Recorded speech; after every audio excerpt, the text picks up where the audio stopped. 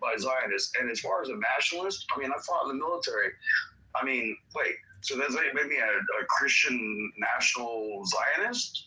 Like, how many words are you going to put on me? Right, so there's a difference, Brian. You can believe, look, I believe Israel has a right to have their own state too, but they do it on their own blood, sweat, and tears, not off the backs and the detriment. Agreed. Right, that's the problem. That's the problem, is that we have too many fucking Christians that are, sacrifice America to preserve the state of fucking Israel. That's not how it works, bro. Yeah, you guys do your own. I agree. You guys have a right to be whatever you want to be. Go ahead and do your own fucking thing. But you're not going to do it off the backs and at the detriment of the American country and the American people. That's where the problem lies. And once you say that, once you voice that, you are now an anti-Zion, or you're an anti-Semite. You hate Jews. You hate, and it's like, no, motherfucker. No, you're not going to run that shit on. It's the same thing the blacks do. When you criticize blacks and you point out blacks, hey, you got to pick your own community up. You got to get yourself together. Oh, you were Uncle Tom. You were racist. It's just shaming tactics to try to shut down the criticism and the conversation, bro. And it's not working anymore because they don't control the media. Why do you think they bought TikTok, bro? Why do you think Oracle and Ellison are fucking implementing AI to doggone monitor everybody's speech and then install algorithms that prevent the dissenting opinion and dissenting view from going out? That is totally against American values. It's totally against the fucking First Amendment. Well, they've got hate speech and abuse guidelines. There's medical misinformation guidelines as well. There are limitations on speech on these online platforms because I record everybody and I put them on YouTube and I get the notifications. Mike, I'm not saying you're wrong. I think you're probably accurate in your assessment. And we've been doing this 25 fucking years since 9/11 and probably before that. But the past 25 years. Since World War I. Yep. So, the past 25 years have been particularly bad, and we've spent more money than fucking God ever imagined. So if you're right, well, fantastic. But what are you going to do? Instead of just talking, why don't you show me what you're going to do? I'm running for mayor of Chicago. I'm doing something in the political arena. And until people actually start doing instead of just complaining in the complaint game, that's cool. You can create complaint content, but, it's not going to go anywhere unless you put it out there, in my opinion. Hello? No, and I agree with you. Again, I'm not fit to run for any political office. For one, because I know it's just going to be a losing battle. Same reason why I don't vote for, the Libertarian Party, which I was a big, huge fan of Chase Oliver this past election, and he would have had my vote over Trump. But again, I know it's pretty much throwing a fucking vote away. It's going nowhere, at this point. So again, I think the best approach for most Americans is having these conversations, spreading this information, questioning people. And this is why we need freedom of speech. This is why we need the First Amendment and it not being shut down. You understand right now, the CEO of ADL and Larry Ellison are trying to make it on these platforms where the word Zionist is going to be banned. You can't even use the word Zionist. Again, we can't use the N-word either. A lot of people think you should be able to use the N-word. I don't know. A bunch of Zionist Jew billionaires and executives and very powerful people out of their own fucking mouths saying how they need to attack freedom of speech and they need to suppress it. Right? They need to control it because they are losing this. They are losing the narrative at this point. Something they didn't plan for.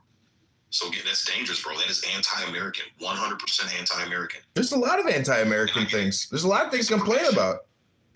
What would you say, Sean? I'm saying there's a lot of things to complain about, but until we get our ducks in a row here, I think complaining about international affairs is the lowest of my priority. I'm concerned about the 2,000 babies every day that get lobotomized inside the womb, an embryonic abortion, or even a late-term abortion like the Ayatollah. I have to tell you, we live in a fucked up, sick world, but it's your choices. It's your life. What you do matters. What you say matters. What you read matters. How you interact with people matters. Everything matters, but the point is, it's all about priorities. This is my complaint about people that, are always bringing up Jews and Zionists is that you're a one-topic show. It's not very wide. I like to complain about Indians because there's 1.3 fucking billion of them. In Israel, you got 12 billion Jews, and over here you got 6 billion Jews, and there's more Jews around the world. But you know what? There's 1.3 fucking billion Indians, and there's a lot to complain about these Indians. Have you seen how they do religion? They're basically Satan worshipers. So, you know, I'm just saying it's a big fucking world, and if you spend your whole life talking about JEW, well, what about YOU? Who controls the power? Here's the thing, though. You got to go to the source, and the source is, again, if you look at it, it's funny, the politicians that are winning, Edmund, 98% of politicians who won last election had APEC funding. The ones who did not have APEC funding. That's the to be elected in office. We need to start looking and chasing where the money is. We need to put a fair playing around that, hey, why is APEC the only political PAC that doesn't have to register under the FAR Act, bro? You know, shit like that. Like, we need to start becoming cognizant and putting everybody on a level playing field and saying, hey, any foreign political entity that comes in, see you later, fucking chimpanzee. Any foreign political agency that comes in and tries to influence American politics, challenging people's points of views, it's about having a conversation. It's about the First Amendment, bro, and that's where it starts. You know, so again, yeah, I know it sounds like a one-trick pony show, Chicago, but the more you dig, you're finding out this is what the problem is. Our politicians are bought. Trump got fucking bought, bro. He's doing currently right now. And now he wants to put his name on his name on some currency, I heard.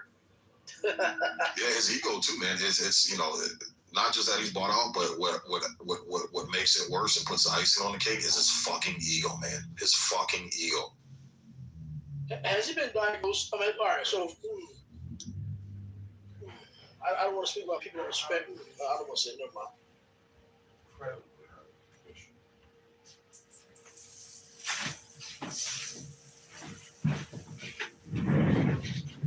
Hello? You know, you're a very conditioned human being, Sig, you know, and you're, to me, you're the best. You know, you're a great guy, but you're highly conditioned. And when I say that, I mean the word ego, meaning that concept. But you also have to understand that there is no fucking ego. No one has one. No one's ever had one. And no one will ever find one, because an ego is a concept. And so what I'm trying to say is, you know, America is basically opposing AIPAC. And so AIPAC's power and influence is diminishing. And in 2026, they've had a good run. They have thoroughly devastated and regime changed the Middle East for Israel's benefit, because removing Saddam, removing the Ayatollah, etc., gives Israel a huge moat that other people were trying to cross. So I'm just saying you could be accurately describing the situation, but to me, it's still just one-dimensional. It's not vast enough. I put a link in the chat where Hegseth is refusing to promote female black officers to the generalship because he doesn't feel they're qualified. Now, that might really upset some people and say, what a fucking racist. But you know and I know, a lot of these putas who are fucking generals should never have been made general. So I agree with you, man. I've served with a lot of black women, and not just black women. I'm telling you, it's once women get in these male-dominated positions and they start picking up rank to now where they have dominance and authority over males, it's a fucking high for them, bro. And I've seen so many fucking females lead with their rank and not with the respect and dignity, bro. I've seen it. Yeah, I think it's not just black women, bro. It's these females in the military period, man. They have a chance to dominate and tell men what to fucking do. They get high off that shit in Chicago. It's like smoking crack to them, bro. But as far as the AIPAC tracker, I put a link above in the Jumbotron. So there's been a new PAC. It's called the Anti-Zionist America PAC. They're actually fighting head-to-head with AIPAC right now, so definitely check the link out. It's some good information, but there's a gentleman who founded it, and he's trying to gather as much support as he can to get the foreign entity, the foreign influence out of American politics.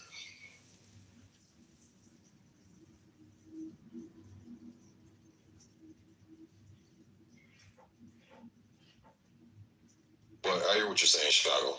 Definitely, I hear what you're saying, and it's noted, brother.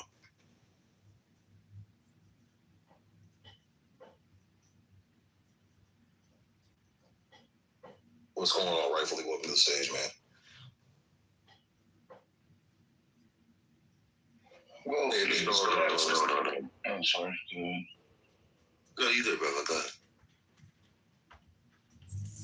Well, my question to Sig would be like, when you're talking about you follow the money and to you, it always comes back to the Zionist or Jewish agenda, and is that literally the entirety of where the money is coming from, or do you just feel like that's an easy target when it comes to trying to chase the money and the influence that's changing our society? When you have 92% of our senators have taken AIPAC money, when it's on the record that if you don't take the AIPAC money, you don't align with the AIPAC agenda, then they will fund the person that your opponent who you're running against 10 times the amount that they were gonna fund you, so you automatically lose. It's called getting primaried out, Brian. This is a real thing. This is what they do. This is a strategy that they're using. This is why, again, 98% of politicians that won their bids last election, AIPAC money, and you can go on their campaign websites and you can see for yourself where the money's coming from, where the donations are coming from, because it's legally they have to be transparent. And there's AIPAC, ADL, the Adelson Foundation. Yeah, it's look how much money these politicians are getting from these fucking donors, bro. And like I just posted in the chat, that's only the funds we know about. We don't know about any other kickbacks as far as property, like properties, just whatever else. We don't know. Right. So you're only going by the things that you can account. And then to Bobby Lee, the comedian, he was on Joe Rogan, and I shared this in a room I did a few weeks ago. He said he got approached by AIPAC, him and a bunch of comedians, and all expenses paid, trip to Israel, hotel, 5-star hotel, food was covered, flight was covered, private jet, all this. They rounded him up and sent him over there, and he didn't know anything about it at the time. He's like, oh, it's kind of weird, but fuck yeah, free trip, I'll fucking take it.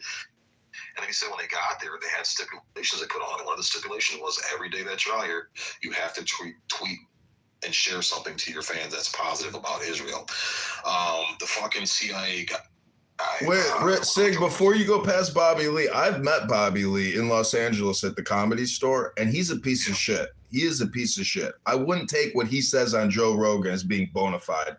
I don't think the Israelis, when they meet Bobby Lee, would invite that piece of shit to Israel, because I met that piece of shit. And guess what that piece of shit did to me? He tried to attack me for unprovoked, for no fucking reason at the Comedy Store, because he's got an inferiority complex and he's a little bitch. And I was with the hottest fucking Playboy model you've ever fucking seen from the Key Club at the Playboy Club. So I'm just trying to say, if you bring up Bobby Lee as a fucking, as some type of credibility expert, fuck Bobby Lee. Go ahead, sorry. No, you're good, bro. You're good. No, and that's the thing. It's not just Bobby Lee. So again, there were other comedians, and he's got pictures. He's got the receipts to show it was other comedians as well. So I get it. And I agree with you. Yeah, Bobby Lee's a fucking druggy piece of fucking shit. But in the context of this conversation, he's not the only one that's came across it. The fucking here, I'll give you his name.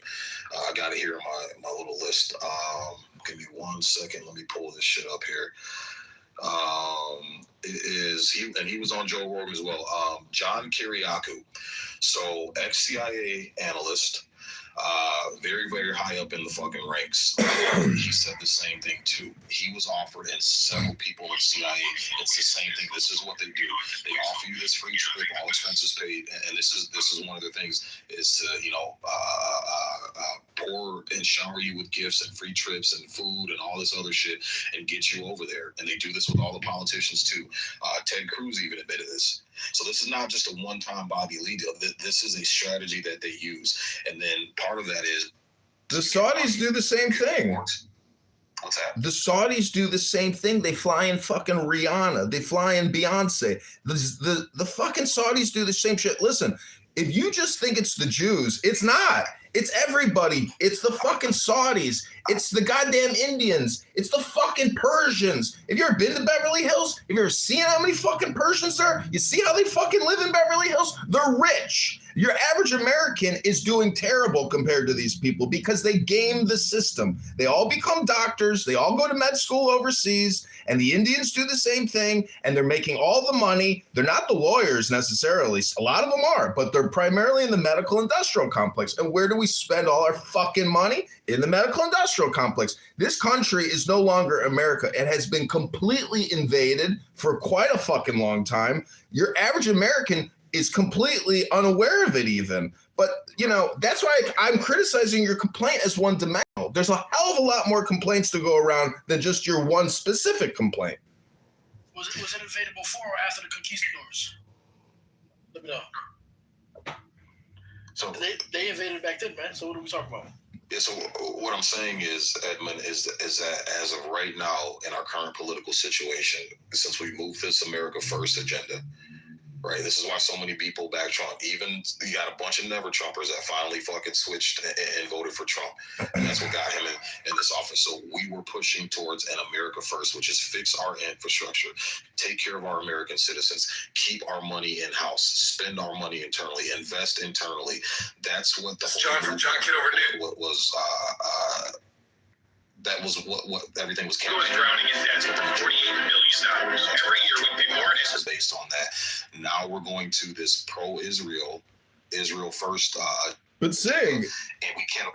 his first administration, he spent trillions over budget, and we knew he was going to do the same thing this time. That was no secret. We all criticized it before he even became president. We knew he was going to fucking outspend, and he was going to drive us further into debt. He's not a payback kind of guy because he views the whole fucking thing as being inorganic and inauthentic to begin with. They don't even want the Federal Reserve to exist. The Trump sons are starting an alternative cryptocurrency. They're hip to the fucking problem.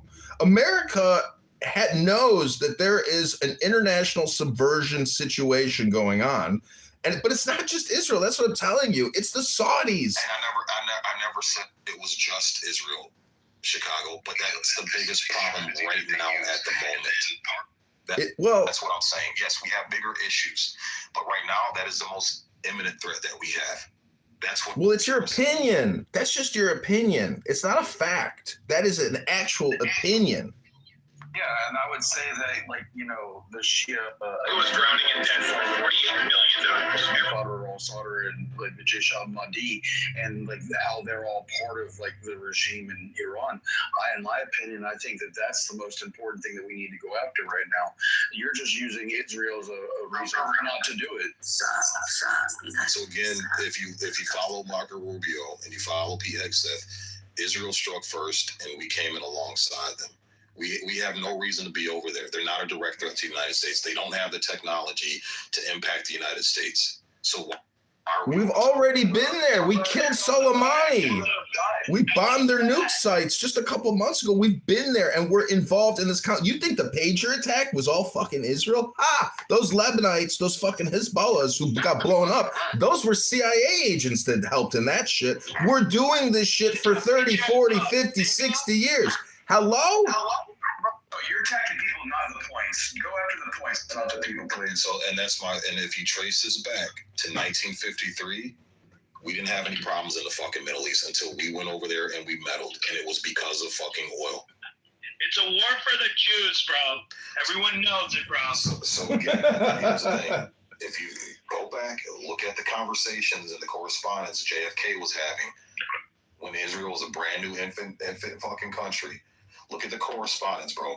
They have needed our support because they're in a region where they're surrounded by nothing but fucking enemies. You got Russia above them. You got Pakistan. You got Iran. You got Saudi Arabia. You got all these fucking countries over there that would decimate them in 2 fucking seconds. They need America to hold them fucking back. And they're using America to gain ground over there. That's what this is about. We have no business over there. We have zero business over there, brother. This is not our fucking battle. It's again still just your opinion that we're not in the battle when we've already been in the battle, and you're just in denial of the fact that we're in the battle when we are in the battle. Being in the battle Okay, again, that's like me coming to your house, Doc, and fucking with you and your family, and then you start dropping bombs on me, you start shooting shots at me, and then I start bitching and complaining that, oh my God, Doc's a bad guy. No, I should have went over there and fucked with your family in the first place, and none of this would ever started. That's my point. And now I'm going to try to rally people behind me and justify. Cases for you to come over here, right? Say that Like you're saying that there was zero provocation for you to show up here in the first place, right? Right. That's the thing, Brian. Is if I go, so there was zero provocation. I got you. So look at 1953. This is when it started. We went over there fucking with them first. We overthrew their government, bro, because they were going to start becoming independent with their oil, and it would have been a direct competition against the fucking European oil dollar. Okay, and we couldn't have that. Why? Because they still owed us a shit ton of fucking money from the first two world wars. Stig, and you that gotta. our economy, because our economy is built on a fucking Ponzi scheme. It is built on a Ponzi scheme, but you got to look at it as a prestige and a dignity thing. America won World War II, and we are awesome. And so if you want to disengage from international affairs, well, that's a you thing. That's a you problem. Unfortunately, a lot of American leaders and billionaires walk with such prestige and dignity to think that they're not going to be involved in the conversation overseas and they're not going to walk around with all their weapons. That's what we do. We are the mafia. The government is the fucking mafia. Germany. Yeah, firebomb Germany again. Fuck it. Who cares? Here's the thing, Chicago. What are you talking about? I was in a great country. We're not going to be over talking each other and getting the chaos. They're gassing Jews in Germany right now again. We gotta fire him. I don't like chaos. I want to be able to give everybody a chance to speak and respond, bro. Just please, just chill. So, all right, you got it. Chicago, you brought up that we won World War II. Both World War I and World War II, were we involved when they first kicked off, or did we enter those wars at a later date? America is involved because we are European and we have brothers and sisters and cousins and uncles and grandparents and associates in Europe. We're always involved. You just weren't even alive at the time. No, that's not true. Do your research. We were actually isolationists. We didn't want to be involved. That was a political movement by one man, not necessarily the truth. What I'm saying is there is an elite establishment in America which always has maintained European ties. It's just your lack of awareness.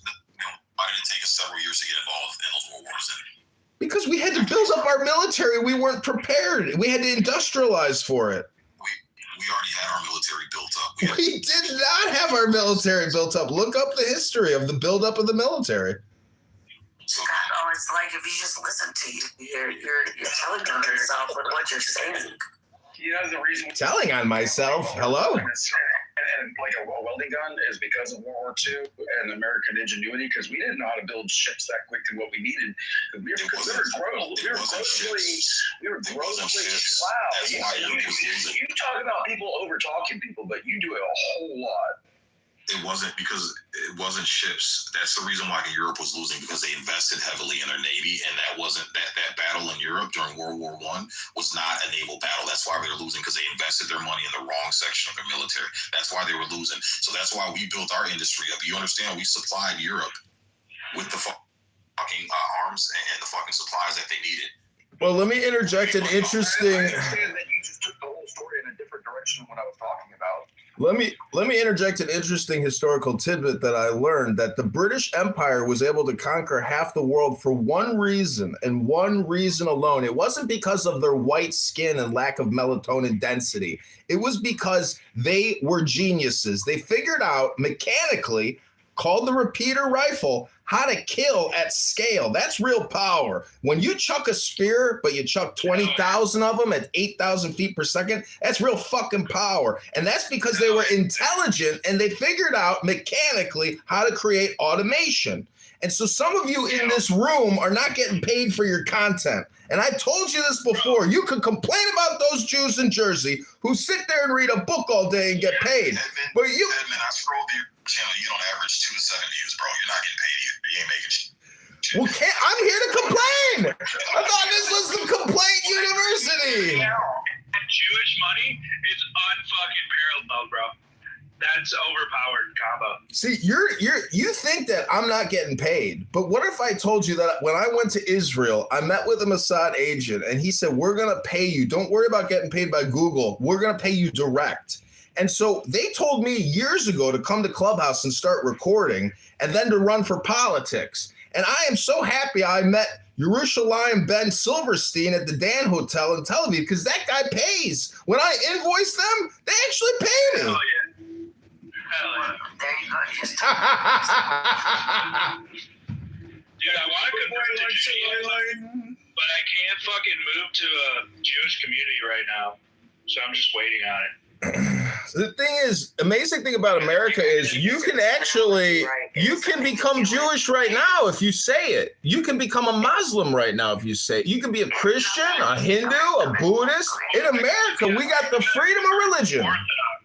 It's the only like true conversion. yeah, cheeseburger. You're tripping, and you know you're tripping, and you know that's not. Go drink some water. Go drink some water. I think there's a fucking frog in your throat.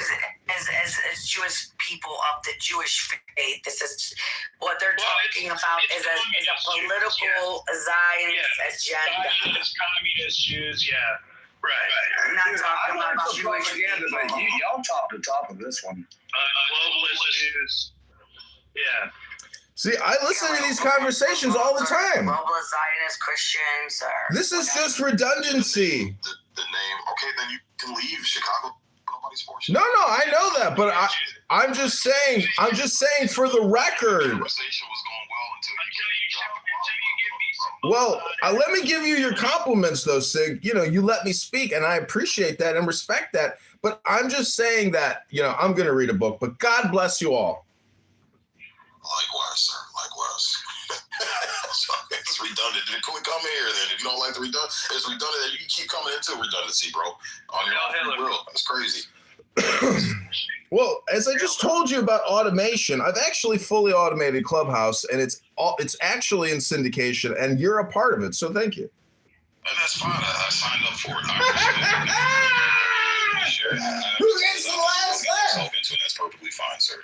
You see, you can think of me and Larry David. That's why I'm the only one in Chicago. That's why I'm the only one out of all these years that hasn't kicked you out of my rooms. I've actually advocated and told other people they're fucking retarded because, you know what I'm saying? So, yeah, I mean. No, you got the right attitude. It's going to be spread to all 6 of his followers. Well, you have the right attitude. You have the attitude of joy. Most of this app can't go with the flow like you. That's why you're a strong person. If people had your attitude, they'd be a lot happier in life.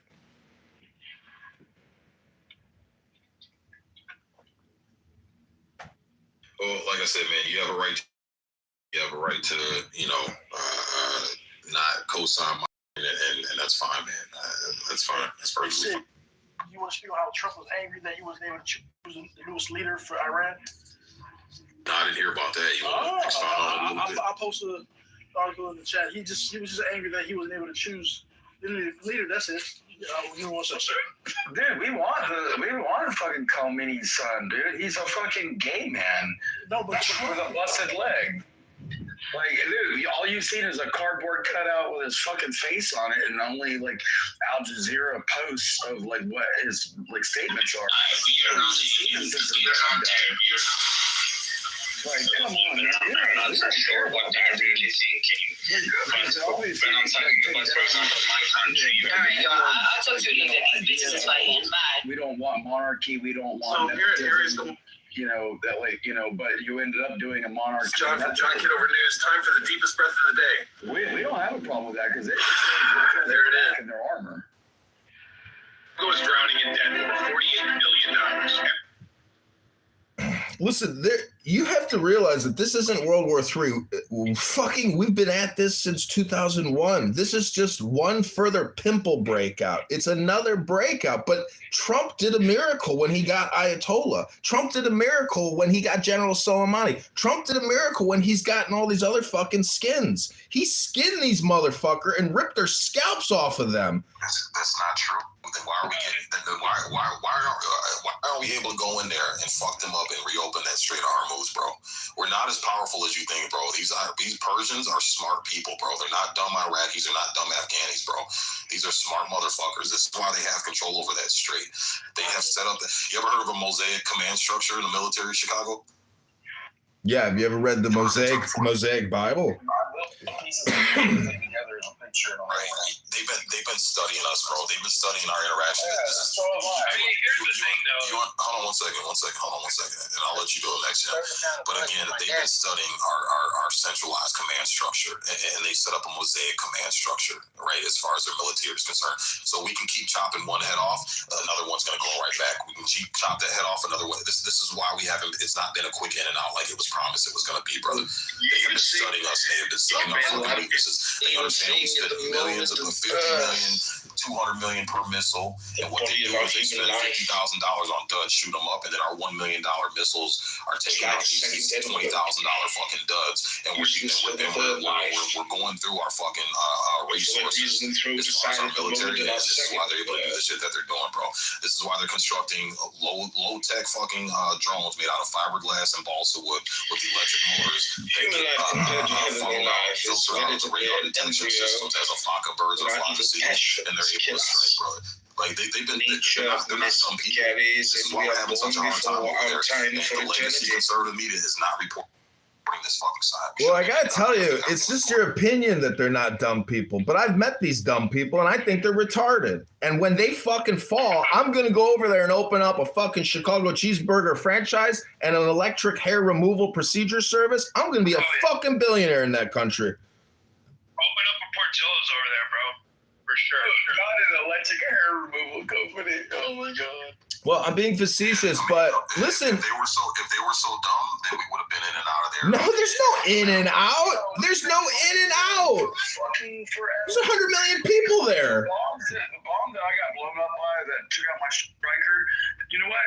It was a 155 round that was Iranian. You're talking about Afghanis and Iraqis. They're not the same as Persians. That's what I'm talking about. I'm not talking about Afghan. I'm talking about I fought the Jaish al-Mahdi in Sadr City, which is a Shia group that was backed by Muqtada al-Sadr, run by he was in Iran, and they were funneling the Ayatollah was funneling a shit into Sadr City, and all the soldiers that were getting killed by bombs in fucking Baghdad in that area, bro, it was a freaking Iranian fucking proxy. Okay. And like you act like I fucking forgot about that shit. Like I don't hold a fucking grudge. Well, listen to what you're saying, though. Again, you're in your feelings and you're making this personal, and that's why you sound like a fucking retard right now. Why? So Because I still care about I'll explain why. I'll explain why.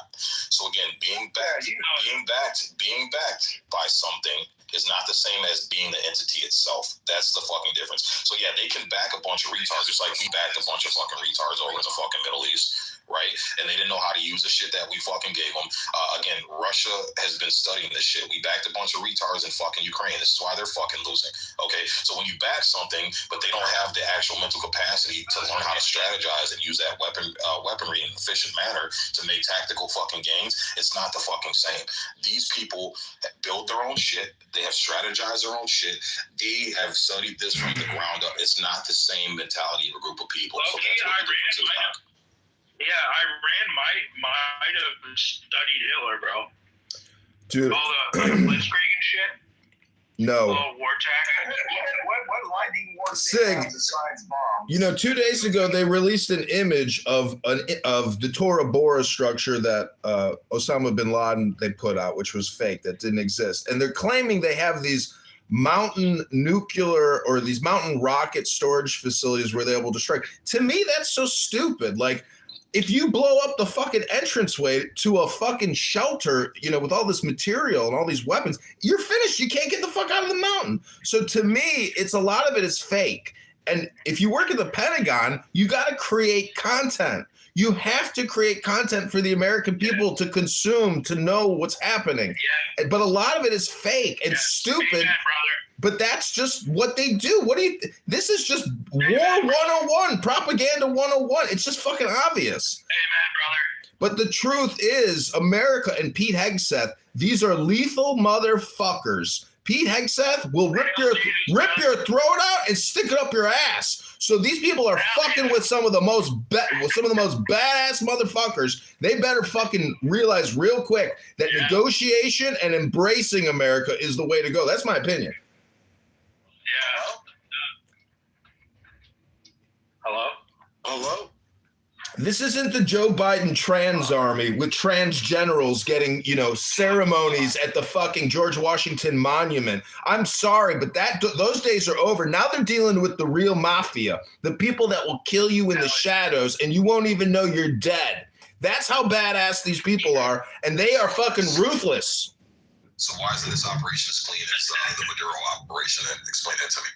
Because there was probably some type of negotiation, and that that guy that stood up in the Capitol building who Trump praised. If everything you just said is true, and you're the big top dog, and just go and wipe out where the fuck you want and do whatever the fuck you want.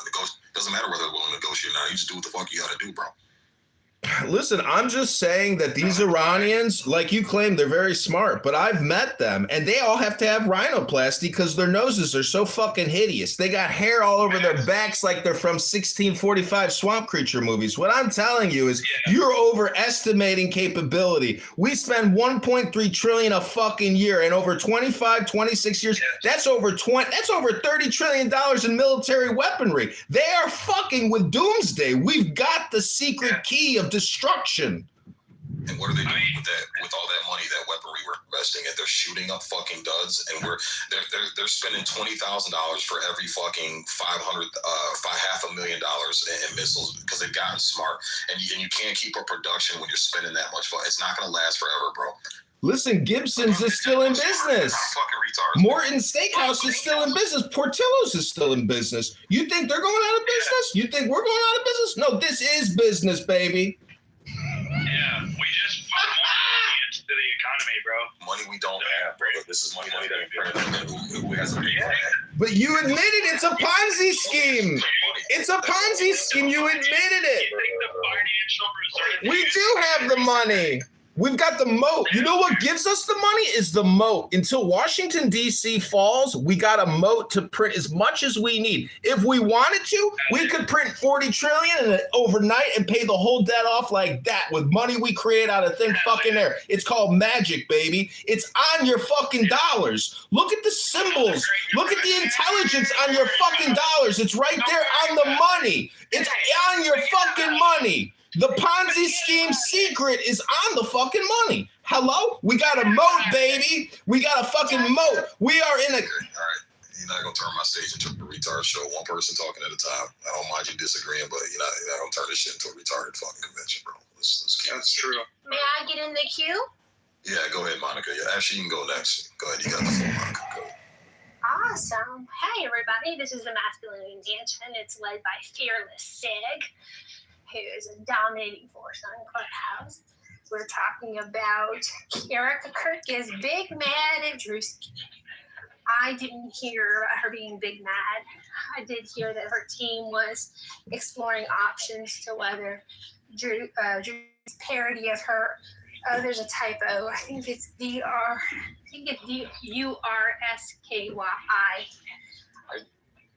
Or D-R-U-S-K-I. That's how you spell Drewski. So I think they're exploring whether or not her saying that she only cares about white men, whether that is defamation and rape, racist, bigoted thing to say. I don't think people can prove that she is. Kim, do you know that when you're off mic and you're carrying noise in the background, it distracts speakers from their topic? Sorry. Excuse me, Monica, is that you in your PTR? I've never seen your photo. You look beautiful. Let Monica finish.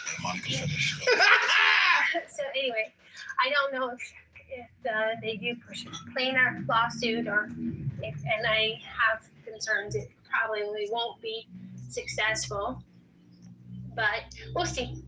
Well, that's the thing, Monica. If you say they're not big mad, you don't file a lawsuit. Look at Charlie Kirk when South Park ragged the fuck out of him. He didn't file any lawsuits. He didn't try to get a team together to look for defamation. He just said, hey, this is freedom of speech. This is what it's about. And it's actually funny as shit. I enjoyed it. So that would be the actions of someone who's not big mad. Someone who's trying to go after someone for just making fun of them and shit. That is indicative of being big mad. So I would have to disagree with you on that, Monica. Well, I don't think she's made a public statement. Actually, she did. And really? If you go on to her ex, she's like, she saw it and she commented that she's like, hey, I'm going to talk to my makeup team and I have some things I got to do. But pursuing legal action again, Charlie Kirk didn't pursue. She really? No, look at her. No, she laughed at it. She told her makeup and design team that she needs some help.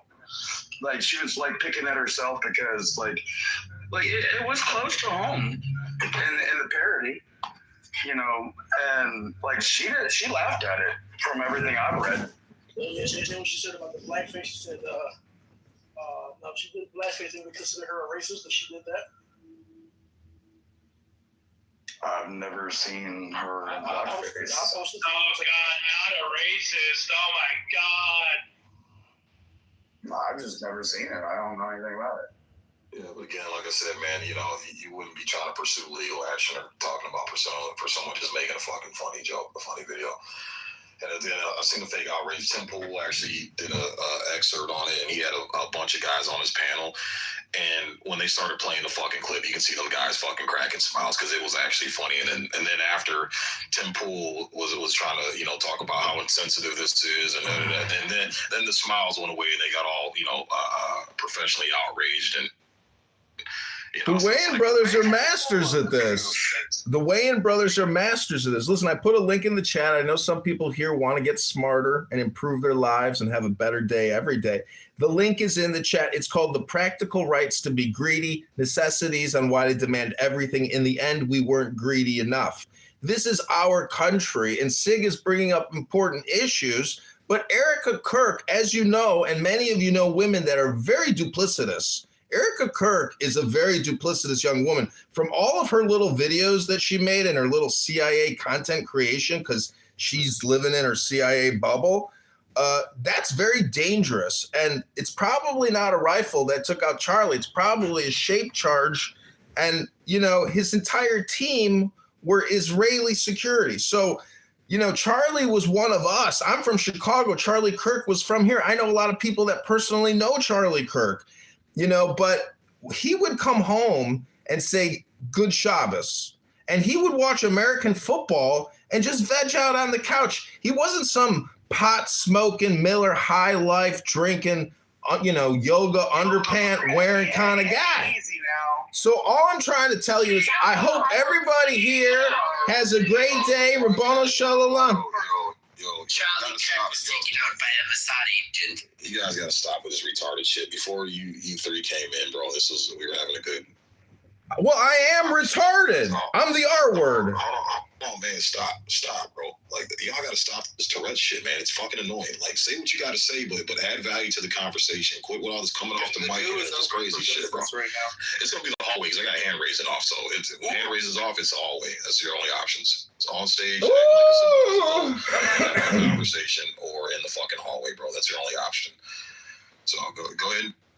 Well, you know, I felt like what I was adding was of value. I can't speak for the other people interrupting me, but I thought I was adding something of value. Excuse me, but it's my opinion I was adding value. Are you done? No, actually, I'm not. Thank you very little, Monica.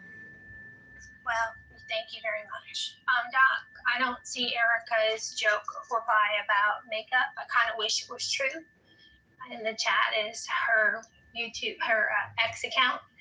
The last post I saw is from last month.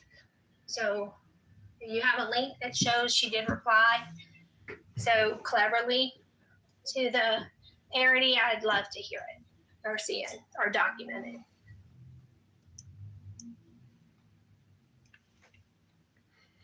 Well, I don't know. Brian will have to get back to you. He's with his Mossad handler in Georgia right now. They're picking, you know, peanuts from the trees. So back to complaining about Jewry or Zionists, the Zionist entity. I have this account. Yeah, I do. Okay. Oh, you're going to block me, Monica? Thank you very little.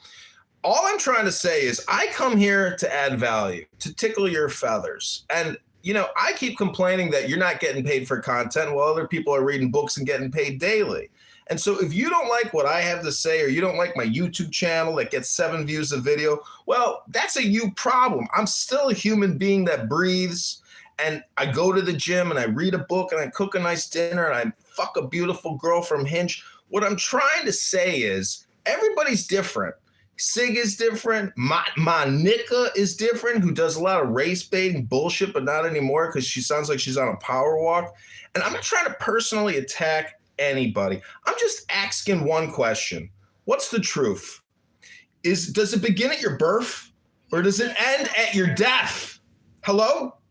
I'm trying to say, hello? I'm trying to say, is Clubhouse worth it to you? Make your experience enjoyable. Enjoy yourself. It's your trip. And so the object, the desire, the goal has to be joy. Hello? Okay, I'm complete. It's my opinion. I added value. I hope it was proprietary. But again, the way you want your Clubhouse experience to be molded doesn't apply to everybody else, man. You know, other people have a way. They have every right to make their Clubhouse experience as I know, and so do I. I'm just saying, we're all equals.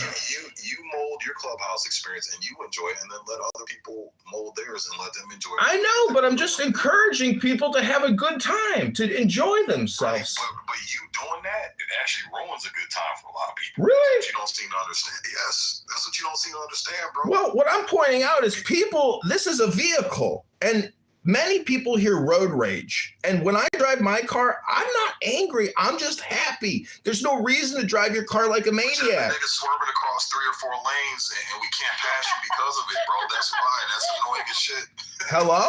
No, I put the music on and I drive chill. Stay in your lane and enjoy. I accelerate slowly. I brake slowly. I'm not looking to scream, hoot, and holler. I'm just trying to say, being a road rager is ineffective and it's juvenile and it's pedestrian. I am complete. The road rager stays in his lane, and that's what we're saying. We can deal with the road rager, bro, but you're swerving in all different kinds of lanes and you're impeding traffic, and that's what's everybody. That's what's annoying to everybody else. So stay in your lane. You enjoy your driving experience, brother, and then let other people stay in their lane and enjoy their driving experience. No, I got it. It's just your opinion that I'm swerving and I'm jiving when I'm actually chucking and hawing. Hello? Go ahead, Monica. Jesus Christ. What percentage do you think it's possible that Erica Kirk either orchestrated or participated in the death of her young husband? As of right now, I would say 0%. That Charlie Kirk was real. I don't. Was that you, Danny? Evidence to imply that she was directly. Oh, I thought you were in the other room. Yes, I would say 0% if I'm being honest. And The Mossad was involved in his death. And the fact that her and her children are receiving more death threats now than ever after someone successfully assassinated her husband in front of the world. I know you don't believe in sacred cows, that there's no topic that cannot or should not be discussed. Is there any recognition or conciliation toward that when people are coming after her so forcefully? Yeah, so here's the thing. I don't condone any death threats to anybody, right? So I don't condone that. But you have to understand, when you make yourself public and you put yourself in a public spotlight, that's kind of par for the course, no matter what your stance is. You're not going to have 100% of people agreeing with your ideology. Therefore, the people who don't agree, you're going to have some fucking spoiled apples and a bunch of Humans are responsible for everything. This is what you sign up for, man. It's par for the course. So I don't condone it. But what I don't like is shutting down the conversation where people, there are a lot of people who are clearly saying the same thing and want to be able to discuss it and question it, and trying to shut down people's freedom of speech and question. Our words are responsible for nothing. I don't agree with that. You know, I'm sad for your loss. I'm sad you had to witness something like that, especially with your children by your side. But again, we have freedom of speech. You know, that's what we all sign up for, and Charlie Kirk made that extremely clear. Well, I just want to say that J words are responsible for everything, and R words are responsible for nothing. Personal responsibility. Jerks are responsible for everything, and retards are responsible for nothing. I can go along with that. Jerks are responsible for everything. Well, finally, we agree on something I've said. I guess I'm adding value, and my opinion is valued. Thank you very little. John, I'd like to say I missed you, and I just can't. So.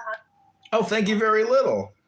So yeah, Monica, that's why I had the criticism for you when you came in the room, and your immediate response was, we were widow bashing, and you had left because I was going to challenge that, but you took off. No, you had challenged it, and then I had to leave. And when I can't talk at all, you'll see comments in the chat. So Yes, I didn't see any comments. It was you were hanging out there, and then when I said, okay, now I'm about to challenge Monica, boom, you just dipped the fuck out. No comments in the chat. So right. yeah, so it's not, right. I get that, but don't try to use it like there's comments in the chat. Am I typically known for avoiding conflict?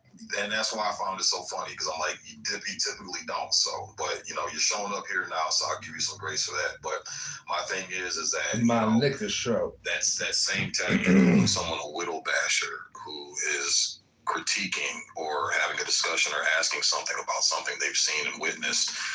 It'd be the same thing as when you witness something and you have data and you have stats and you want to discuss the ailments in the black community, them calling you racist or black bashers or African American bashers or bashing black women. It's the same logic. It's a sign of shame. It's a tactic of shame and guilt to try to shut down the criticism and the conversation, and that's what I had a problem with. It's hypocritical. It's not hypocritical, Sig. It's my nigga show. Oh, wait, hold on. Try again, Chicago. You almost got it. I didn't get nothing, Monica. It's just the my nigga show now. now. Now you just sound like a cappuccino. So no sacred cows. Nothing is off of the board for discussion. Everything's open for discussion, man. Yeah, we should be. So minor attracted persons validating their sexual orientation and preference for little kids. That's a hard discussion for me. I don't think we should entertain that at all. Yeah, that was really like switching up the goalposts right there. I was exploring which topics are not. Right, but here's the thing. What's a hard conversation for you doesn't, it's not a good tactic to shame someone else out of discussing it if it's not hard for them. There are some topics that are hard discussions for me. Very, very little, very, very few. But I'm not going to come in and shame someone or guilt them out of having the conversation. It's either I engage in the conversation productively to try to challenge any points that I disagree with, or if it's too hard for me, then I just leave quietly and exit, and then I let the other people who are more geared to have that discussion have it. A point of order, moderator, point of order. On Erica Kirk's history and reputation, when I hear people, and this was substantiated in a room yesterday, that the ASL hand gesture for I love you is actually devil horns and she's worshiping Satan, there's not a lot of room for discussion for those people who are determined to find her evil. So, right. And I agree with you on that. Yeah, because even with Candace Owens, like, look, I've been seeing the receipts Candace Owens dropping, but when she starts going to this Illuminati, Masonic shit, and that's when I'm turned on. I'm like, okay, right, you're going too far with it. Like, that's just fucking, just stick with the facts, stick with the receipts that you've shown, and then just leave it at that. But you start going into this fucking, all this crazy shit, then it's like, okay, so I get, and I'm with you on that. But again, out of 350 million people in this country, you're going to have a bunch of retards. Sig, can I? What point you make? They're just gonna be fucking retards. And you trying to change your mind? Again, it's the same. Never play chess with a pigeon. Why? Because the pigeon's gonna knock all the pieces off the board, shit all over the board, and then strut around like they fucking won. That's what it's like arguing. I heard they'll knock all of the pieces over, crap on the board, and then brag that they won. Yeah, that's how I heard that. Yeah. Can I ask a question? So who here thinks that Monica is racist or Drewski is racist? Because to me, no one is racist. This is comedy, and it transcends your opinion. And you're going to have a bad opinion on your answer. It's my opinion. Your opinion is going to be a bad opinion. But does anyone here think that Monica is a racist or Drewski, the comedian, is a racist? And it's inappropriate to do this to Charlie Kirk's widow out of respect for Charlie. Like, say what you want about Erica, but, Charlie Kirk, in my opinion, is a martyr. And if you don't think that young man's assassination shouldn't wake you up and tickle your anus with a feather and make you think twice about some shit, really about personal responsibility and security, Because let's be honest, if you get assassinated and you're up in heaven looking down and you say, you know what, I probably should have been more aware about what was happening around me. Because if Charlie had observers or recorders or spies, word would have gotten back to him. But some people don't take the proper precautions to check all the calls coming in and out of the house. Hello? Chicago, can I ask you a question here? Hello? Do you believe, talking about Charlie possibly looking down from heaven, do you think that he thinks what his wife is doing is appropriate to relay the message that he was trying to relay? I can answer that question very succinctly, and I'll just say when you get to heaven, if you're still looking down at your bitch ex-wife, you ain't in heaven, bitch. Ex-wife, they were married when he went to heaven. And again, if we're going to consider, everything that's really said about Erica, right? Erica, there's really no need to make fun of a widow if the widow is not doing things that are truly abnormal. Like the way that she behaves herself and the way that she's conducted herself post Charlie Kirk's death has been, other than a circus. Going out and whatever you want to say about Drewski, the video of her going out to sparklers and fireworks going off, that no joke would be made if you didn't treat. Even if she's a widow, she's still entitled to create art. Many people think my surrealist YouTube comedy videos are totally inappropriate and ridiculous, but to me, it's just art, and you're just a critic. And that's all you are, Keegan. Have a little respect for Charlie Kirk and take Erica Kirk's name out of your fucking bitch-ass mouth.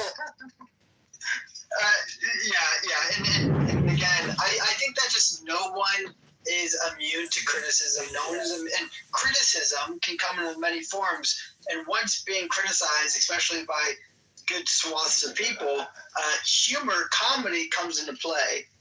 And, in comedy, we find some truths. And the truths are that Erica Kirk has treated this situation with her husband being a martyr as someone, like, we truly had in one moment of our nation, when Charlie Kirk died, there was a moment where everyone would have felt justified if Trump and the DOJ went after every single politician, every single media member, every single individual who had decided to use rhetoric against the shooting, against assassination, against conservatives. Everyone, there was a moment where we could have probably fixed our nation, but that moment was squashed when Erica Kirk decided to walk up and say, I forgive that man, because we don't, allegedly it was him who did it, but I forgive that one lone man, and I'm going to go walk out in front of, tens of thousands of people with fireworks on my back. And then that's really the issue I have with the Charlie Kirk and Erica. Wait, why was that bad? Why is that bad? Is because it shows a lack of, again, in my opinion, it shows a lack of, actual sense of, mourn, right? Like, when I look at a woman who's walking out to tens of thousands of people in a stadium just days after her husband gets killed, assassinated, it's not a very unique situation. Maybe she was radicalized and galvanized. I mean, she was, not only did she lose her husband, but her husband was this particular figure who stood for this particular thing, and he was killed for this particular reason. But and I made it very clear to my wife. I said, if you ever get killed in front of me, I won't forgive the person, especially publicly. I'll unite for a form of, something like BTR, or retribution. Right? I'm looking for true retribution against the killer of my loved one. Well, that makes sense. The quick forgiveness is but maybe that's her type of Christian. Disingenuous. It's disingenuous. It almost seems performative. It makes you think that there's larger keys, larger pieces at play here. But which is a public figure whose husband was Isn't it obvious that Erica Kirk was an actress? I don't know. That's also true. Erica Kirk has a really interesting past. I mean, if anyone wants to look it up, just look Yeah. Erica Keegan, her videos, you got to understand, this woman has spent her whole life creating videos. She thinks she's a beautiful artist and a darling. But Keegan, please, out of respect for Charlie Kirk, take Erica Kirk's name out your motherfucking mouth. Well, Charlie Kirk and his wife, okay? So slapping you now. at the end of the day, hey, what did Trump say about Robert Mueller's death? What did he say? In verbatim, what did he say? Well, it was a beautiful death, probably. He said he's glad that he's gone. He died like a dog. I'm glad he's dead. He can no longer hurt innocent people. You know, Robert Mueller was a Vietnam veteran and a badass, and Trump was a bowler. But Trump outmastered all of them with the power of wit and the power of words. The pen is mightier than the sword. And when you achieve the pinnacle of power like Donald Trump, then you can come back here and complain all you want. The truth of the earth is that Charlie Kirk was a good person, but a naive person. He was unaware of what was happening around him. If he only had a way to detect the truth or somebody to come and warn him, he could still be with us here right now. Chicago, Hello. Your submission's like 30 seconds. With respect, I know that you wanted to go. So go ahead. My friend. Listen, I want to pass the mic to my friend, but I think Sig. Chicago, chill.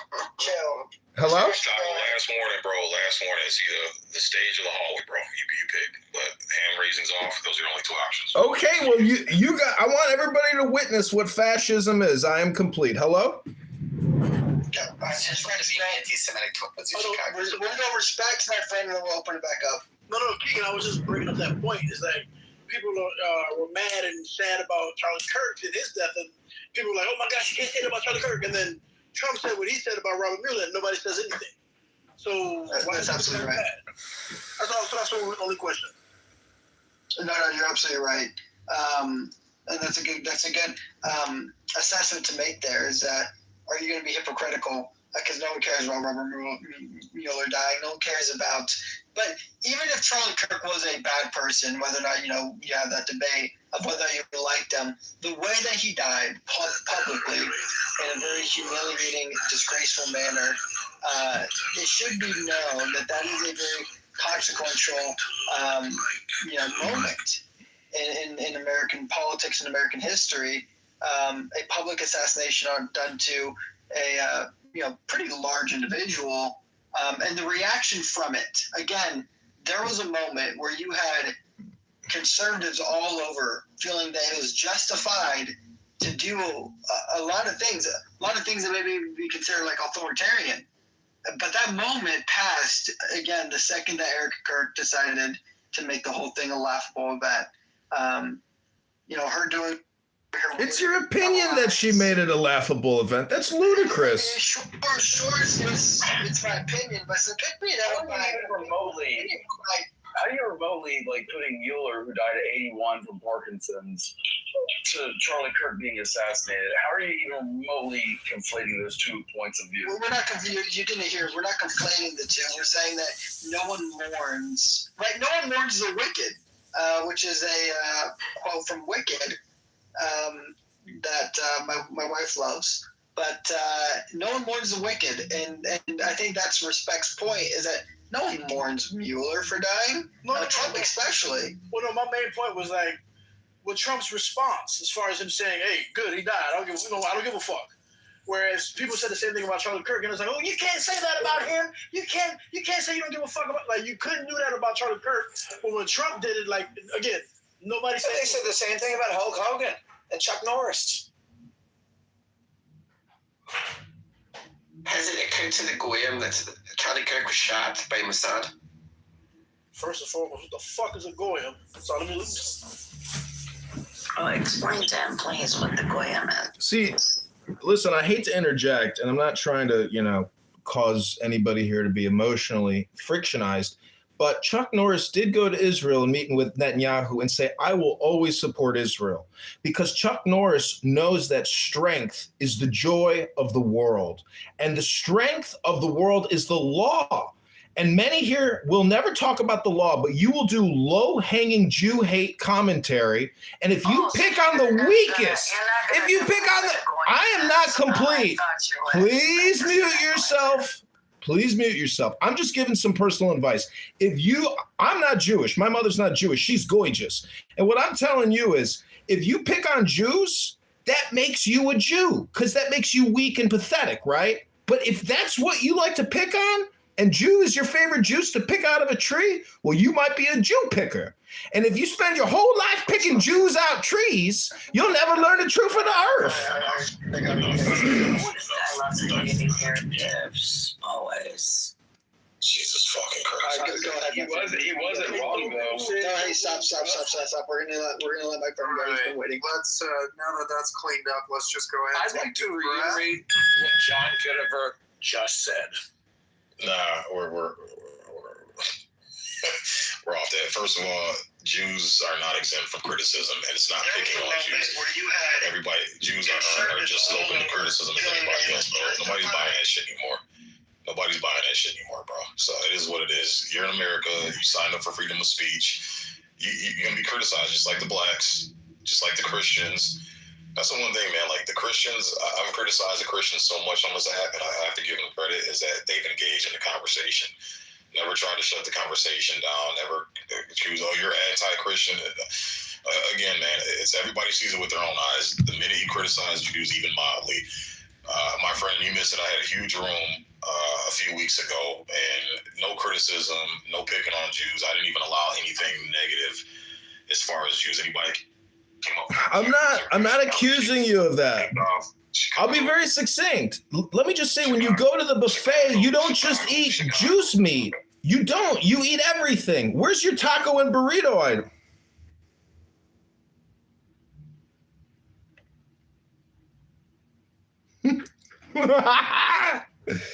They kicked me.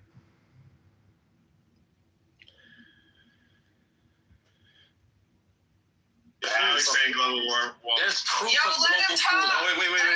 Okay, I'm sorry. If I said global warming, that's my bad, right? But at the same time, I think and I do believe that I mentioned climate change because I'm familiar with the fluctuations in climate and that they're going to do that weird ass chess move. Like you said, global warming. Why is it cold? That's a dumbass argument. But my thing to you, Kazi, is this. Look, most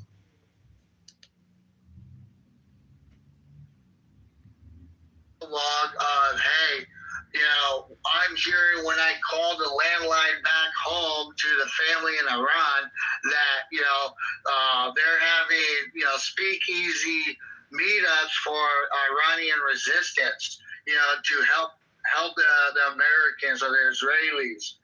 There's none of that. And I understand it. About you. So again, we have rules here. And I let you speak your piece. You can interrupt for a quick, succinct point. It's always been my fucking rules, right? It's always been my fucking. I even do. You know how many times I mute my mic when I'm talking and someone wants to jump in or just challenge something, the very direct point that I made, and I go on view and I let them go. I do it all the fucking time. That's called an organic conversation. I don't mind that. But when it starts getting retarded and you got several people coming off the mic, then the quality of the conversation goes down and we can't get anywhere with the discussion. That's always been my premise. I've never strayed from that premise for 5 years I've been on this app. You've done that multiple times already today.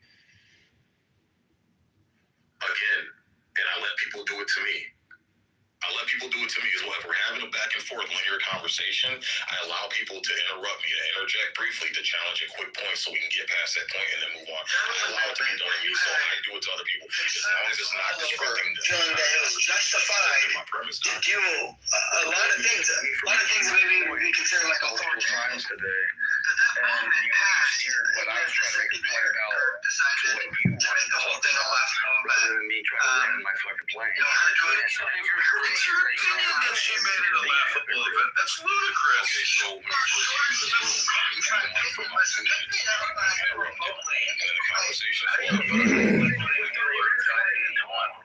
so again, there's some issues there. How are you interrupting me at a back and forth job?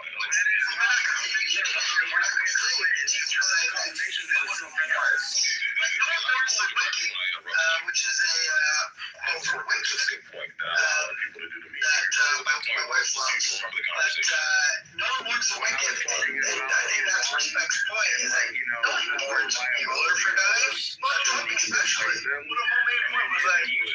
But Trump's response, as far as him saying, hey, you died. People said the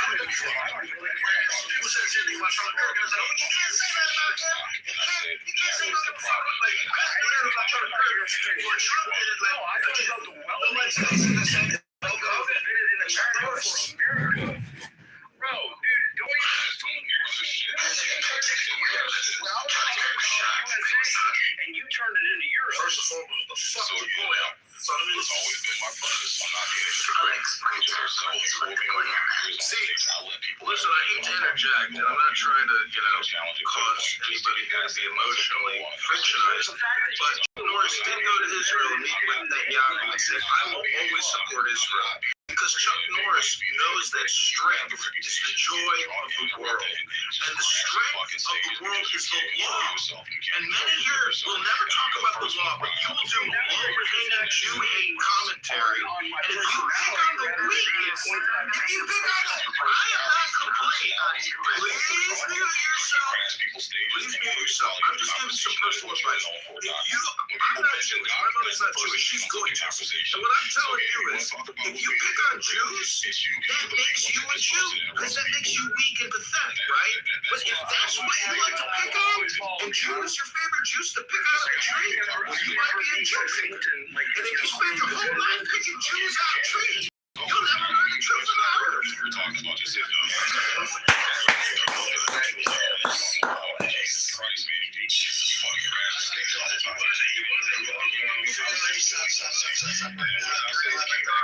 Let's clean up. Let's just go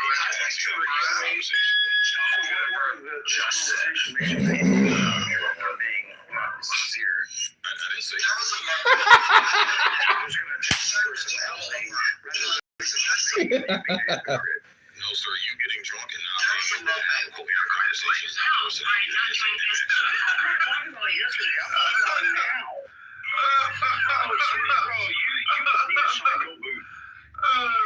Yeah, so again, when people say Doc on this app, because it happened earlier before you even came in the room, oh my God, that motherfucker gets so fucking shit-faced and crashes fucking stages. That is a reputation you built up for yourself based on your fucking actions, bro. So I'm not criticizing your personality. I'm criticizing the actions that you consistently displayed over 5 years on this fucking app, and that's why you lack credibility and fucking respect on this app. And you get picked on. I got zero fucks to give about like that. The problem is y'all don't want to push back because you want people to follow in line. Bob Fioretti is following me. If I didn't want to take the pushback, you wouldn't be in this room right now, and you wouldn't have had a chance to say what the fuck you said earlier, and had plenty of mic opportunity. So that's another lie. You're still here, and you've been challenging me the whole time, and you're not gone. So again, that's a fucking lie. Get out of your Bob. Yeah, go ahead and interrupt next time and make another fucking point of view. Well, here's the deal, sir. You make your own room. Because I have a reputation, again, 5 years when I go into other people's spaces, I don't interrupt mods and I don't show my ass the way that you fucking do. So if you bother to read the rules of this room, when mods are establishing order in this room, everybody's going to go you. And if you come off, you get fucking kicked down to the goo. That's for everybody. That's fair against everybody. But I can have several people that vouch for me that even when I'm having a back and forth discussion with people, they interrupt me for a solid point, and I mute up. I stop. That's the problem with the majority, y'all. When someone else opens their mouth, you don't know how to shut the fuck up. And I do that several times. Kitover with Kitover Network News. Tonight, over the thing called The Medicine and the Light, a grassroots effort led by local volunteer John Kitover. It's a small clinic that pop-ups over Kitover. I'm John Kitover. So, cry me a river, bro. If you don't like care, you're free to leave the place fucking open to your house. That's what I don't understand, man. You can play with people in other fucking spaces, and you constantly come to these spaces and you hang out for fucking hours in spaces. If it's so goddamn bad, you won't be missed, I promise. You will not fucking be missed. Yeah. I'm saying these fucking retards, bro. Oh my God, man.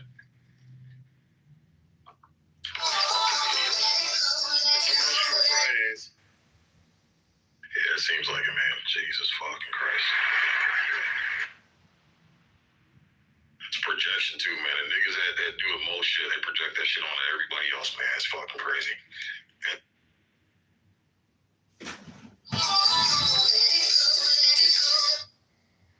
few people pop in here. We had Edie pop in, Augustus. Augustus. So go out. Jesus fucking Christ, man. Hey, how's it going? This is why I gotta take a week off at a time on this app, bro. Fry your brain. Don't forget to pause. I was just gonna say something quick about Erica because I'm like trying to, play devil's advocate. I'm like, okay, so you don't want the momentum of TPUSA to stop, right? But I think there's that, and then there's what she's doing, which you have to be aware of the optics, right? She's not an idiot. She's got people.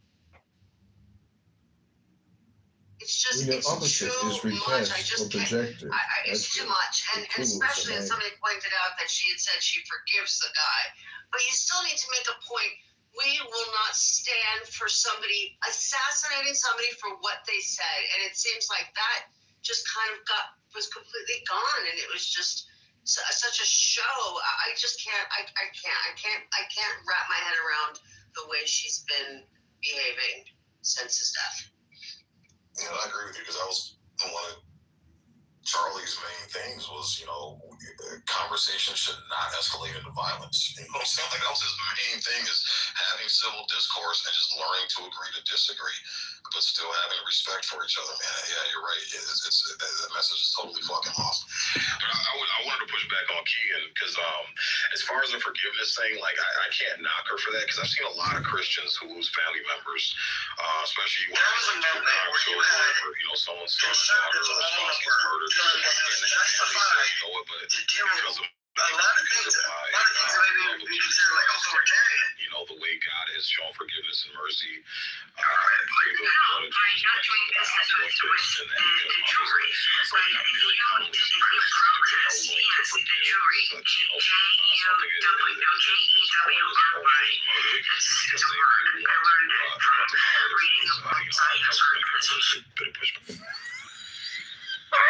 And I know that too, and I recognize that. The United States Congress, read by candidate Congressman John Kitover. No state shall enter into any treaty, alliance, or confederation, grant letters of marque and reprisal, coin money, emit bills of credit, make anything but gold and silver coin a tender in payment of debts, pass any bill of attainder, ex post facto law, or law impairing obligation contracts, or grant any title of nobility. No state shall, without the consent of the Congress, lay any imposts or duties on imports or exports, except what may be absolutely necessary for executing its inspection laws, and the net produce of all duties and imposts laid by any state on imports or exports shall be for the use of the Treasury of the United States, and all such laws shall be subject to the revision and control of the Congress. No state shall, without the consent of Congress, lay any duty of tonnage, keep troops or ships of war in time of peace, enter into any agreement or compact with another state or with a foreign power, or engage in war unless actually invaded, or in such imminent danger as will not admit of delay. Article 2, Section 1 of the U.S. Constitution. The executive power shall be vested in a President of the United States of America. He shall hold his office during the term of 4 years, and together with the Vice President, chosen for the same term, be elected as follows. Each state shall appoint in such manner as the legislature thereof may direct a number of electors equal to the whole number of senators and representatives to which the state may be entitled in the Congress. But no senator or representative or person holding an office of trust or profit under the United States shall be appointed an elector. The electors shall meet in their respective states and vote by ballot for 2 persons, of whom one at least shall not be an inhabitant of the same state with themselves, and they shall make a list of all the persons voted for, and of the number of votes for each, which list they shall sign and certify and transmit sealed to the seat of the government of the United States, directed to the President of the Senate. The President of the Senate shall, in the presence of the Senate and House of Representatives, open all the certificates, and the votes shall then be counted. The person having the greatest number of votes shall be the President, if such number be a majority of the whole number of the United States Congress. Read by candidate Congressman John Kitover. No state shall enter into any treaty, alliance, or confederation, grant letters of marque and reprisal, coin money, emit bills of credit, make anything but gold and silver coin a tender in payment of debts, pass any bill of attainder, ex post facto law, or law impairing the obligation of contracts, or grant any title of nobility. No state shall, without the consent of the Congress, lay any imposts or duties on imports or exports, except what may be absolutely necessary for executing its inspection laws, and the net produce of all duties and imposts laid by any state on imports or exports shall be for the use of the Treasury of the United States, and all such laws shall be subject to the revision and control of the Congress. No state shall, without the consent of Congress, lay any duty of tonnage, keep troops or ships of war in time of peace, enter into any agreement or compact with another state or with a foreign power, or engage in war unless actually invaded, or in such imminent danger as will not admit of delay. Article 2, Section 1 of the U.S. Constitution. The executive power shall be vested in a President of the United States of America. He shall hold his office during the term of 4 years, and together with the Vice President, chosen for the same term, be elected as follows. Each state shall appoint in such manner as the legislature thereof may direct a number of electors equal to the whole number of senators and representatives to which the state may be entitled in the Congress. But no senator or representative or person holding an office of trust or profit under the United States shall be appointed an elector. The electors shall meet in their respective states and vote by ballot for 2 persons, of whom one at least shall not be an inhabitant of the same state with themselves. And they shall make a list of all the persons voted for, and of the number of votes for each, which list they shall sign and certify and transmit sealed to the seat of the government of the United States, directed to the President of the Senate. The President of the Senate shall, in the presence of the Senate and House of Representatives, open all the certificates, and the votes shall then be counted. The person having the greatest number of votes shall be the President, if such number be a majority of the whole number of the United States Congress. Read by candidate Congressman John Kitover. No state shall enter into any treaty, alliance, or confederation, grant letters of marque and reprisal, coin money, emit bills of credit, make anything but gold and silver coin a tender in payment of debts, pass any bill of attainder, ex post facto law, or law impairing the obligation of contracts, or grant any title of nobility. No state shall, without the consent of the Congress, lay any imposts or duties on imports or exports, except what may be absolutely necessary for executing its inspection laws, and the net produce of all duties and imposts laid by any state on imports or exports shall be for the use of the Treasury of the United States, and all such laws shall be subject to the revision and control of the Congress. No state shall, without the consent of Congress, lay any duty of tonnage, keep troops or ships of war in time of peace, enter into any agreement or compact with another state, or with a foreign power, or engage in war, unless actually invaded, any treaty, alliance.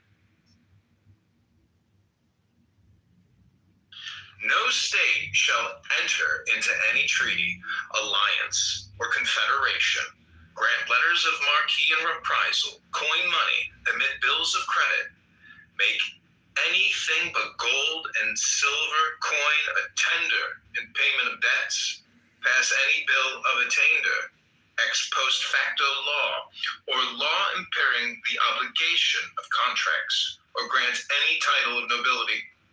No state shall, without the consent of the Congress, lay any imposts or duties on imports or exports, except what may be absolutely necessary for executing its inspection laws, and the net produce of all duties and imposts laid by any state on imports or exports shall be for the use of the Treasury of the United States, and all such laws shall be subject to the revision and control of the Congress.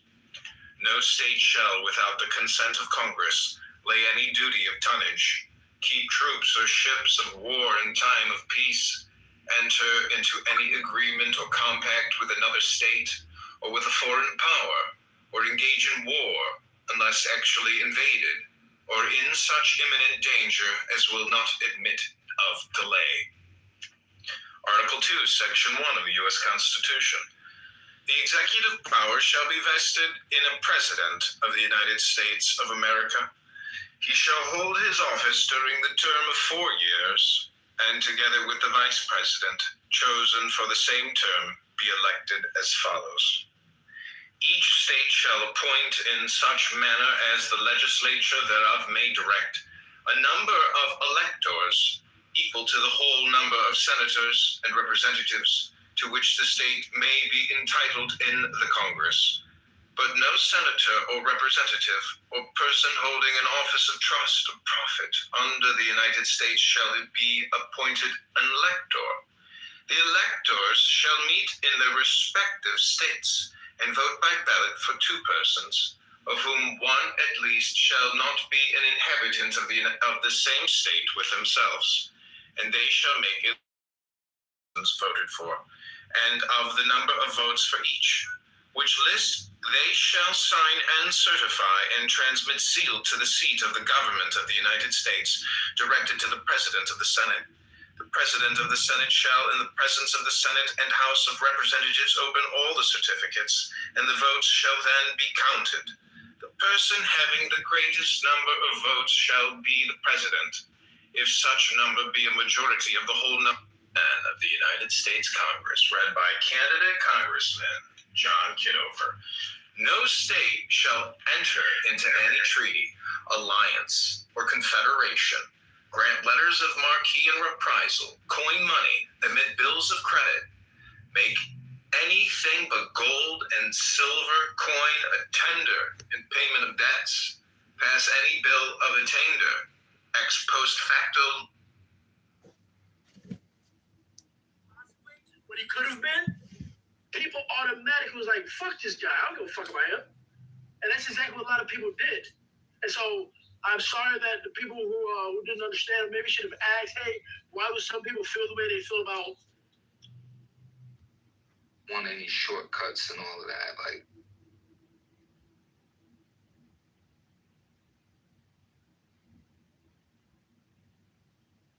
I don't care about money. I don't care. I have my own shit going on. I don't care. So it is what it is, man. Yeah, that's the one thing I don't like. I saw people kicking people out of rooms because they didn't have any sympathy, you know, and people have right to feel the way that they feel about something as sick and twisted as it is, bro. But again, So it's already shutting down. I just want to film my cam, show you all the videos I have. Trying to get over one from Chicago. most of this sucks, man. But you gotta get the fuck over it, bro. They have the right to their opinion, as fucked up as it is. It's hurt. It's hurtful as it could be, man. You hear all those cops, all those ambulances? Well, I just got to say, Donald Trump has proven, in my opinion, beyond a... You kicked me again. Texas taxes went up again this year. On a house like mine, it's over $3,000 now, and that's before all the add-ons. You can see it right here, $3,192 for the property tax, plus a $68 water tax and a $54 garbage tax. Utilities keep climbing too. Taxes went up again this year. On a house like mine, it's over $3,000 now, and that's before all the add-ons. You can see it right here, $3,192 for the property tax, plus.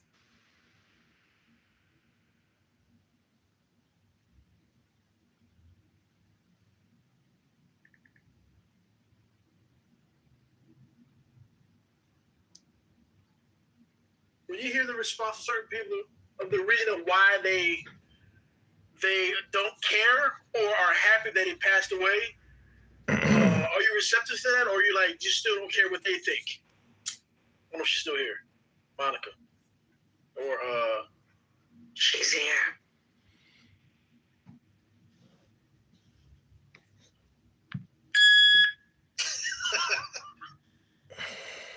Happy is a word. So you're happy you got his head took off? Who? I'm asking. Me? I don't care about the guy. I don't know nothing about him. I don't really care. Yeah, so people are happy he got his head took off. It don't matter if they're sad. It don't matter. Whatever. You're just indifferent. Yep. Just like, but if you ask me about Trump, that's a different thing. Him and his kids, that's something completely different, which I'm not going to say any terroristic things on his app, but I will say that,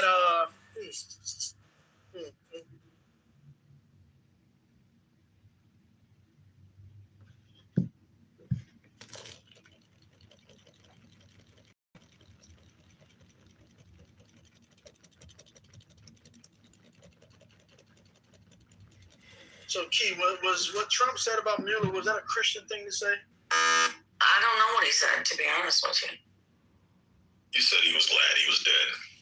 But here's the thing, too. Gotta remember what Mueller did to Trump. Or tried to do with Trump. Tried to lock the man up and take away his fucking freedom.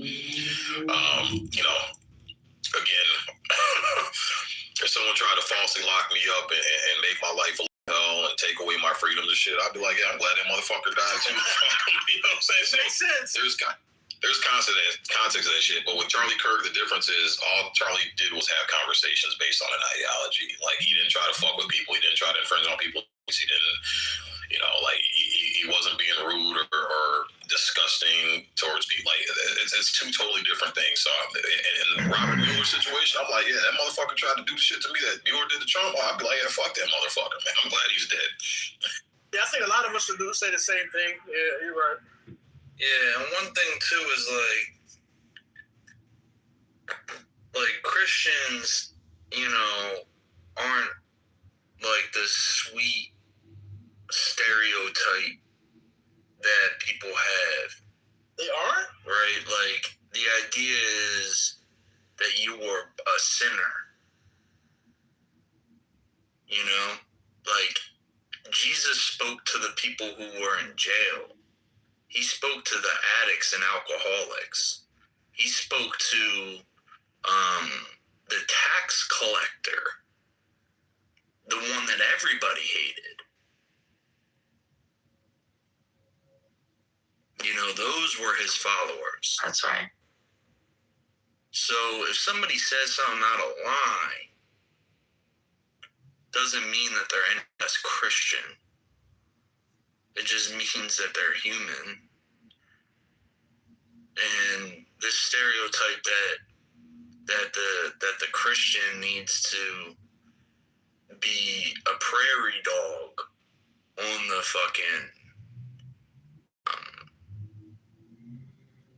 on the prairie plain, and everything is meadows and butterflies and blowjobs. Right. It's bullshit. Is nutty. Well, it doesn't sound bad, though. Yeah. Nick's like, blowjobs? Gosh, ain't gonna suck itself, right, boys? I mean, it is if you have the Bluetooth adapter.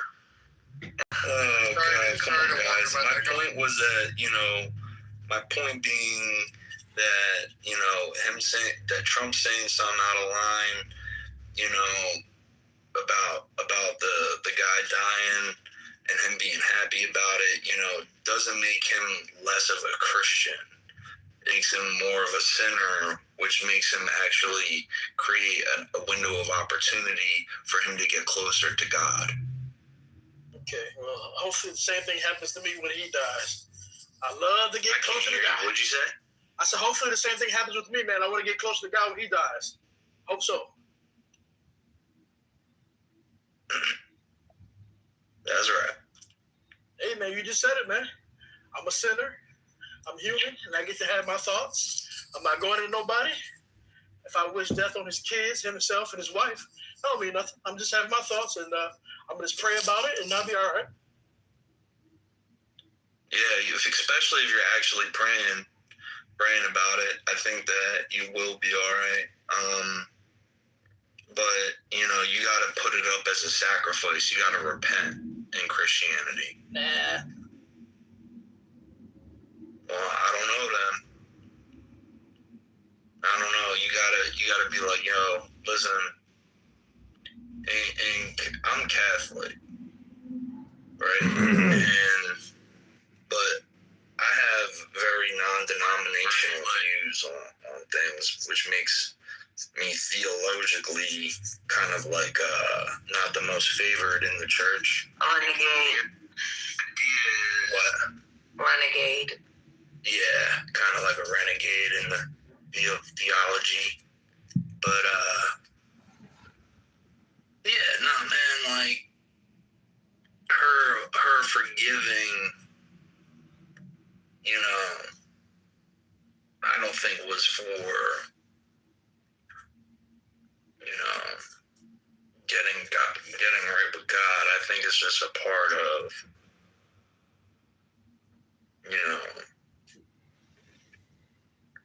what I think it is, it's like, this isn't for other people, it's for yourself.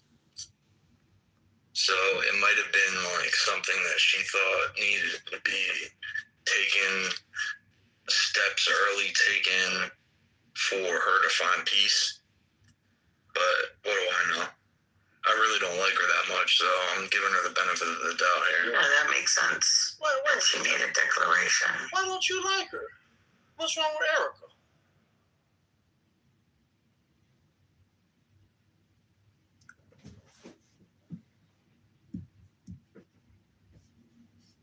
I see your PTR, Monk.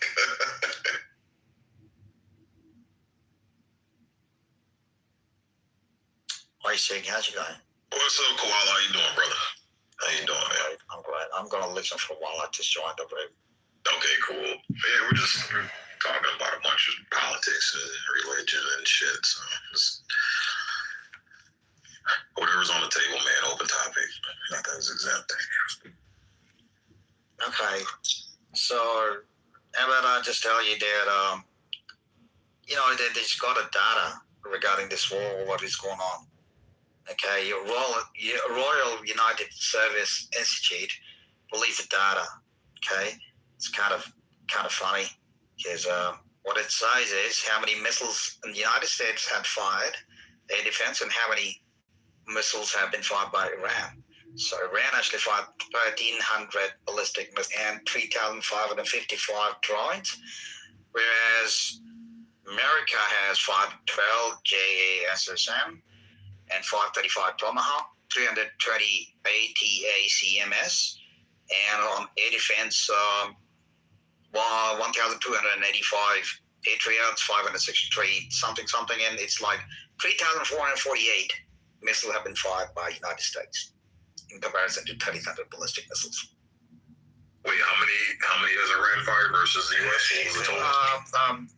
Iran has fired 1,300 ballistic missiles, along with 3,550 drones, right?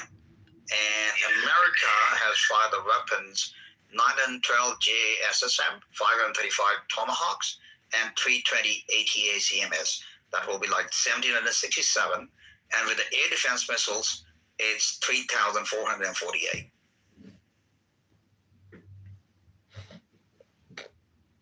It's like 3 times more than what they have fired. You're right. They're still floating above water. That's great. Bro, this is great.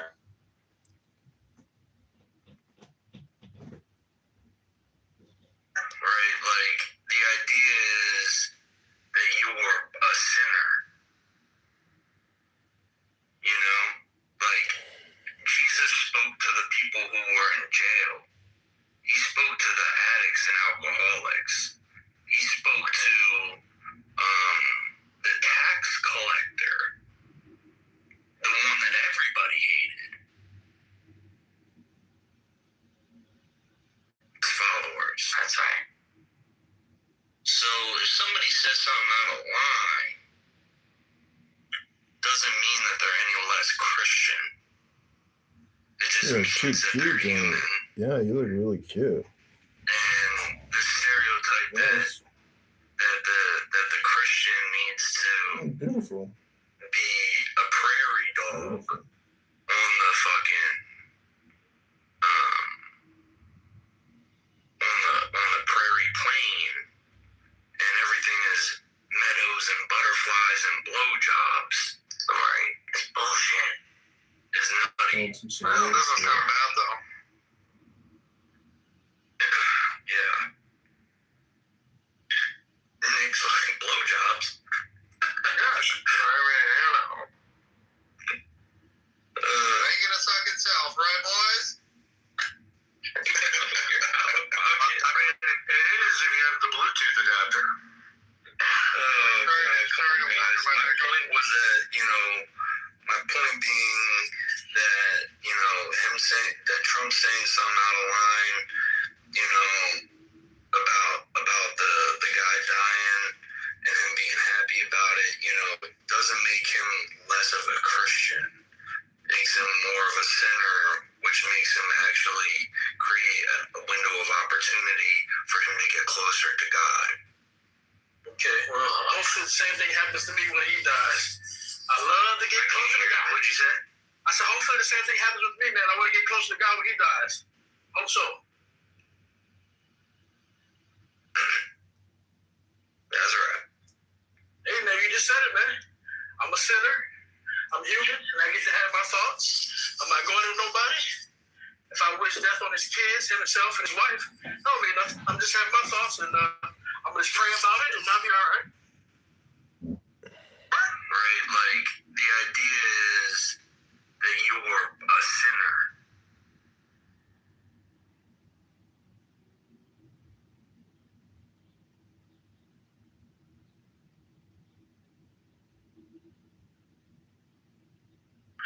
Note that any treaty, alliance, or confederation grant letters of marque and reprisal, coin money, emit bills of credit, make anything but gold and silver coin a tender, pass any bill of attainder, ex post facto law, or law impairing the obligation, grant any title of nobility.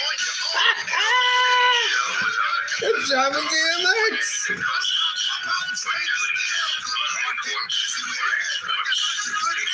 What may be absolutely necessary for executing its inspection laws, and the net produce of all duties and imposts laid by any state on imports or exports shall be for the use of the Treasury of the United States, and all such laws shall be subject to the revision and control of the Congress. No state shall, without the consent of Congress, lay any duty of tonnage, enter into any agreement or compact with another state or with a foreign power, or engage. No, taxes went up again. The property tax.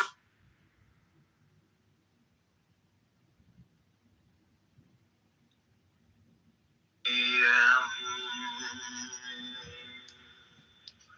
I am the divine expression exactly as I am, right here, right now.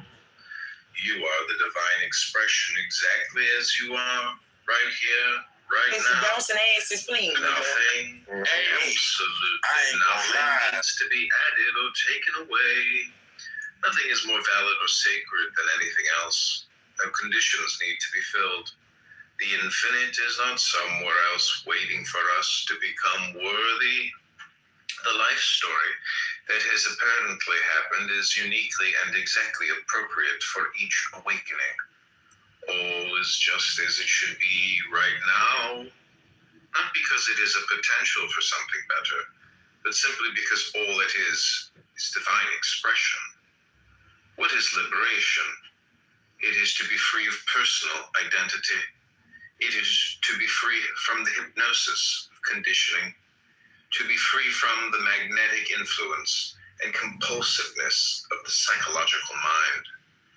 It is to recognize that you are not an object, that this body is an inadequate representation of being and is only a vessel through which consciousness and the vital force act in the portrayal called life.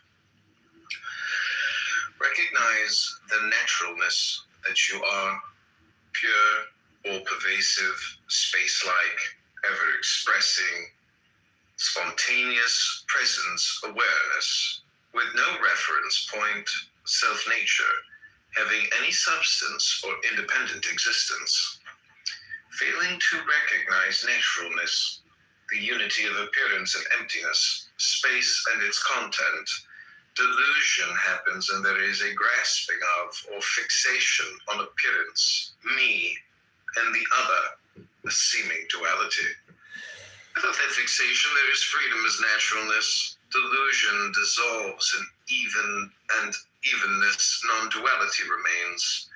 The natural state simply this, nothing else. Naturally remaining as naturalist. Equanimity is the natural, effortless meditation of no one to meditate and nothing to meditate on.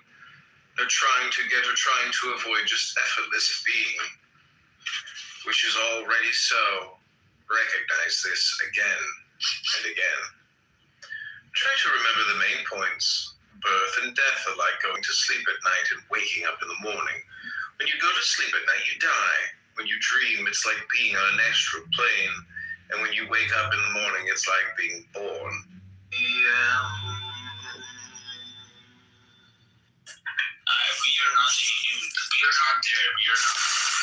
It's John from Kitover News. Time for the deepest breath of the day. There it is. Best one yet. Make sure you take yours. John Kitover. Who is drowning in debt over $48 billion. Every year we pay more in interest than we spend keeping our neighborhoods safe. That debt means higher taxes and fewer services. Families and small businesses feel it every. Property taxes are on the rise again, and that's only part of what homeowners will be paying more for next year. Council approved a new water tax and a higher garbage fee as utility rates continue climbing up. Up 15%, water tax up 20%, garbage tax, they call it a sanitation fee, but it still smells. And the utilities, the only thing going down is my bank account. Total is, hold on. On a house like mine, it's over $3,000 now, and that's before all the add-ons. You can see it right here, $3,192 for the property tax, plus a $68 water tax and a $54 garbage tax. Utilities keep climbing too. Water tax, garbage tax, they find a way to tax the air, I'm done. At these prices, hold your breath might save $1. Electricity's through the roof too.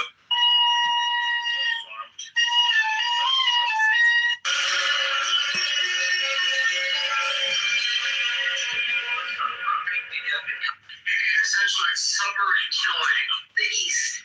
All put.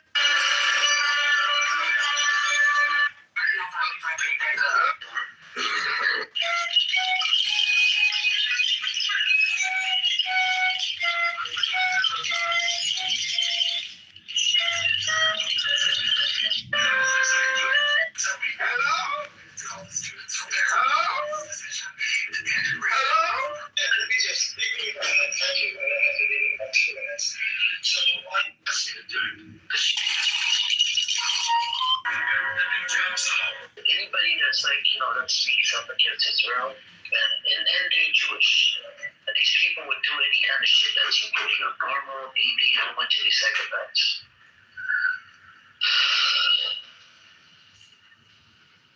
I had to break a rule. Physics. Gosh. Just want to make sure I'm happy that the captain. No, did you guys see that online? These fucking morons. We all support our fucking imperialism. Let's fucking argue with everyone because she's fucking sex. Don't take it personally. She's not talking about you. She's talking about American British Empire, the Anglo-American Empire that seeks to dominate the entire Western Hemisphere. Don't fucking tell her she's talking shit. She's speaking facts. Which is exactly what we all have shit. Genocide, and that is a reality. Nobody in this fucking Western world is taking a stand. They're all fuck pussy. Fucking riot for fucking riot for fucking Christ. And we don't fucking riot against fucking Israel. We don't fucking riot over Epstein because we are fucking cooked. It's fucking morons. We all support our fucking imperialism. Don't fucking argue with her, Rose, because she's speaking facts. Don't take it personally. She's not talking about you. She's talking about American British Empire, the Anglo-American Empire that seeks to dominate the entire Western Hemisphere. Don't fucking tell her she's talking shit. She's speaking facts. Which is exactly what we all have shit. Genocide.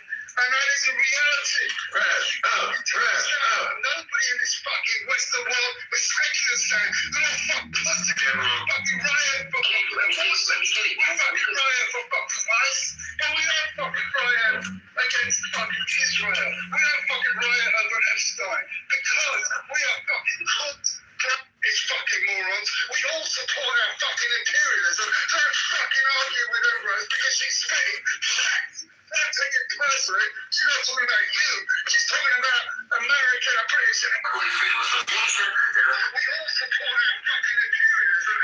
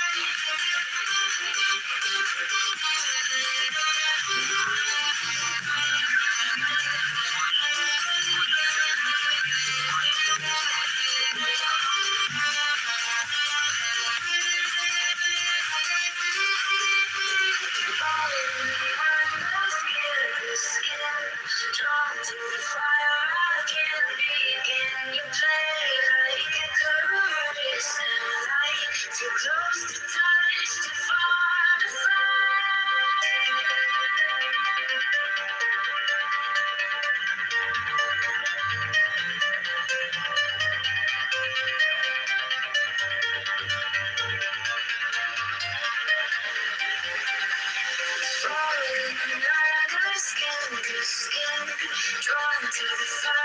I can't begin to play like a girl is sunlight. Too close to touch, to find the fire.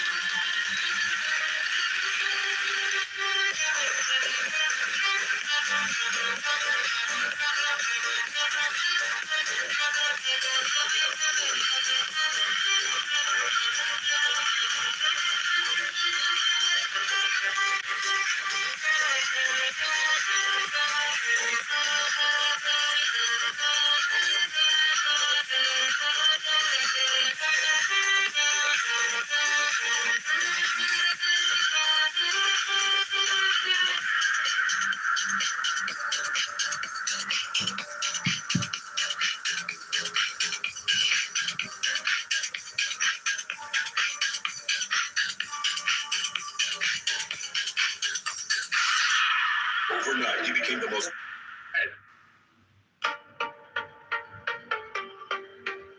Lights up, I'm in motion, huh? Falling under skin. I'm running like a rock, can't stop. Drawn to the fire, I can't. You play like a chrysolite. Too close to touch, too far to fight. Falling under skin.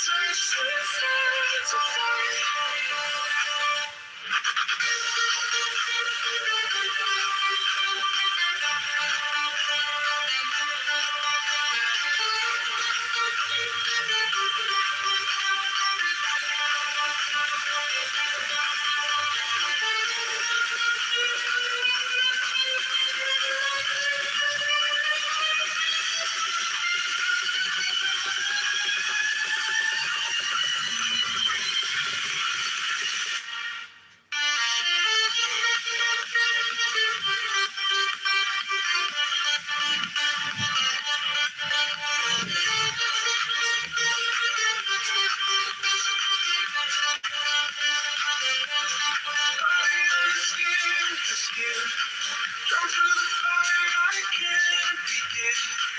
You play like a chrysolite. Too close to touch, too far to fight.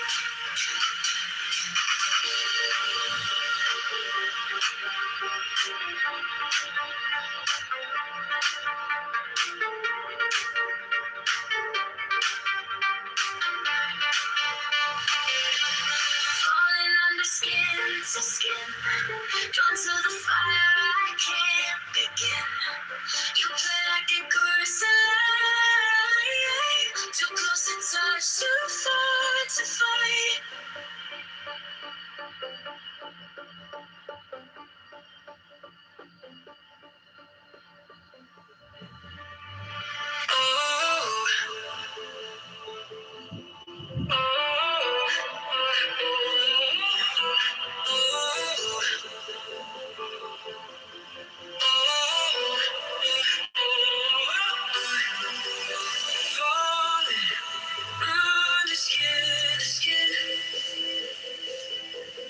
Drawn to the fire, I can't begin. You play like Icarus in light, too close to touch, too far to fight.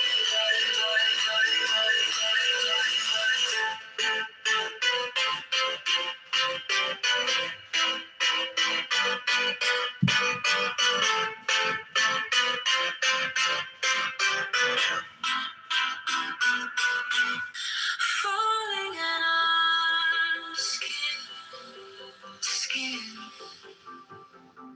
drawn to the fire, can't begin. You play like Icarus in light, too close to touch. too far to fly.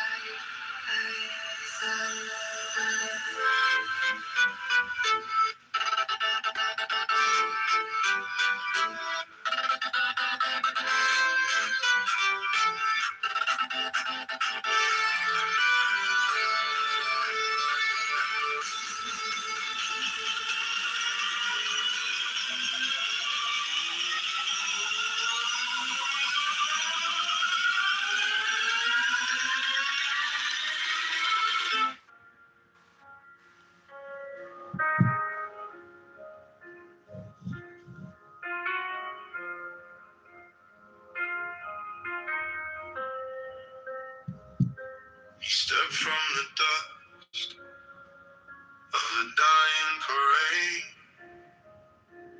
Cards in his cup, little cracks in his shade. Eyes like a clock that refused to tick on.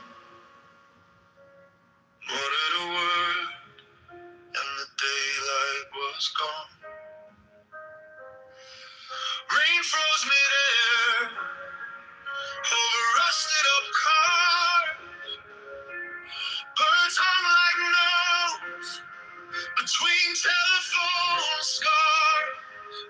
I watched my own hand slipping out of my sleeve. Slow as a thought, I was trying to leave. Sleep of the whole wide world, every tongue tied in the same soft curl. He said, hush, and the highways knelt onto one deep universal spell. Wide world, every flag folded, every fist unfurled. One bright thread through every mind he held, and that slow universal spell.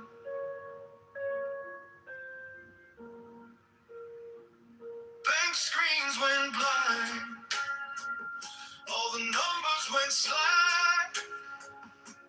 Traders have turned with their phones in their hands. A child on a swing never made it back.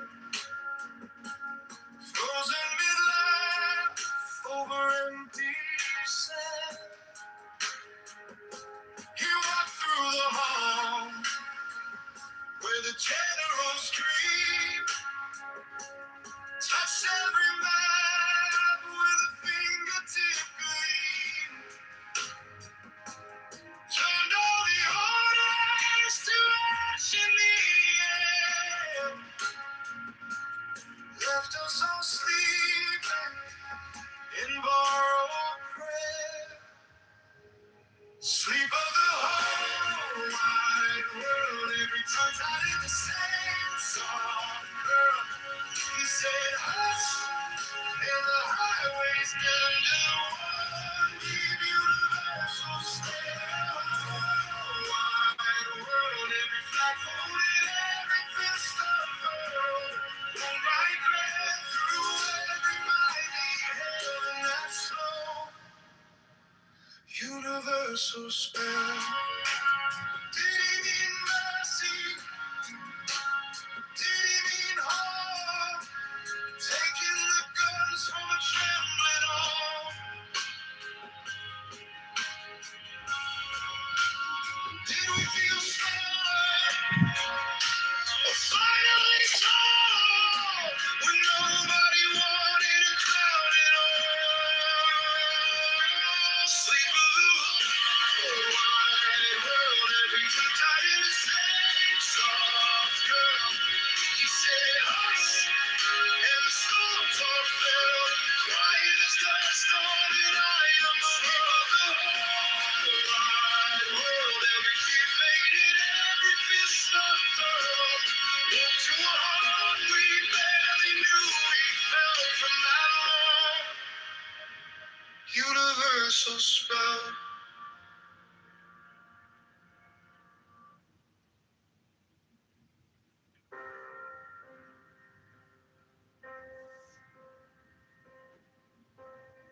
up from the dust of a dying parade. Cards in his cuff, little cracks in his shade. Eyes like a clock that refused to tick on. Muttered a word and the daylight was gone. Rain froze me down over rusted up cars.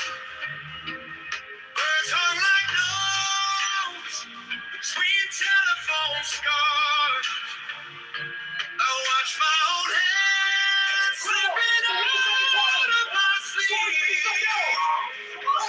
Slow as a thought, I was trying to leave.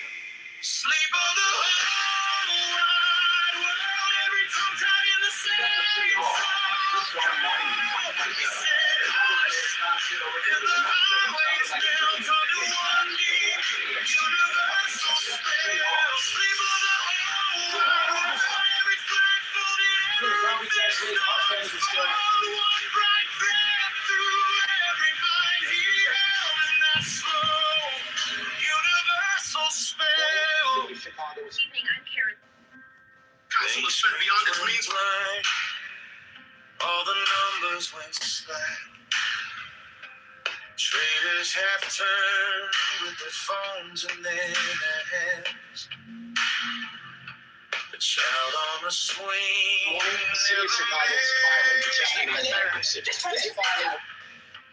Frozen mid-laugh over empty sand. He walked through the halls where the generals dream. Evening, I'm Karen Lewis. Chicago's mayor has taken a dramatic step tonight, filing for municipal bankruptcy and aiming to wipe out $100 billion in pension debt. He says it will free the city to grow.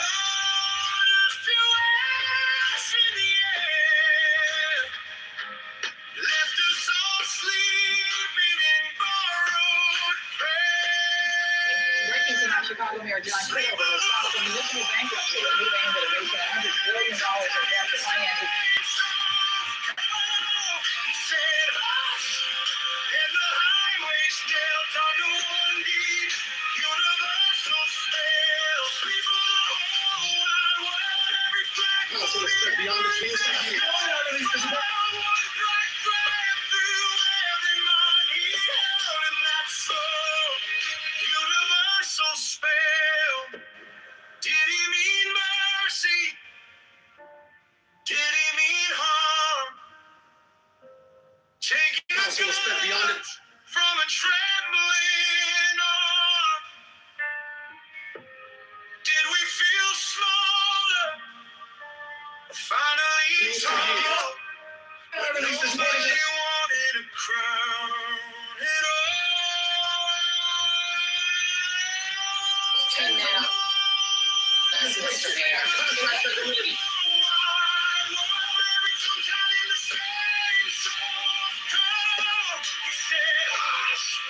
And the storms all fell, quiet as dust on an iron rail. Sleep of the whole wide world, every fear faded, every fist unfurled. Walked to a heart we barely knew. We fell from that alone universal spell.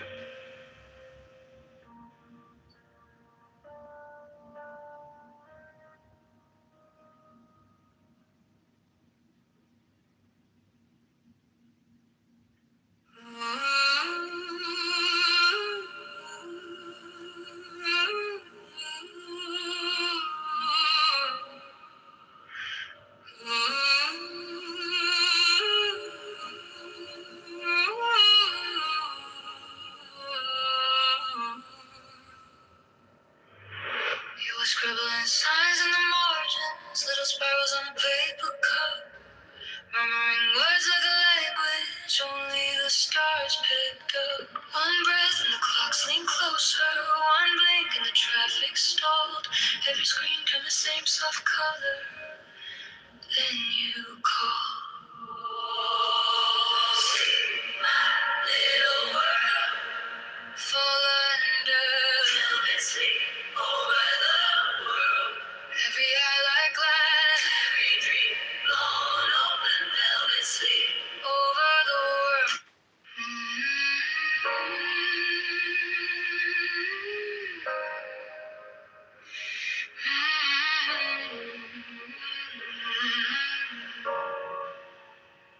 You were scribbling signs and margins, little spirals on a paper cloud. Murmuring words like a language only the stars picked up. One breath and the clocks lean closer. One blink and the traffic stall. Every screen turned the same soft color. Then you call. This morning is 10 now.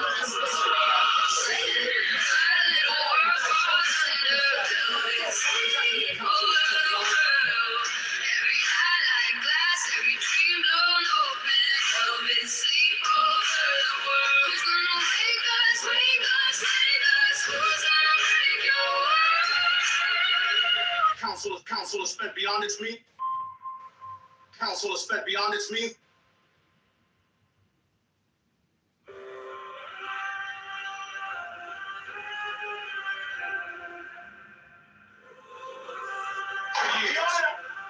Release this morning. Candles in a spiral on the floor. Chalk lines, symbols on the door. Robes hang heavy, velvet red. Old words burning in my head. Silver smoke crawling on my skin. Hear them whisper, let us in. Black moon hanging, hardly moves. Every shadow starts to move. You got me under your spell tonight. In the circle of the crimson eye, I can't remember what used to feel like mine. You just flick your hand and steal my mind.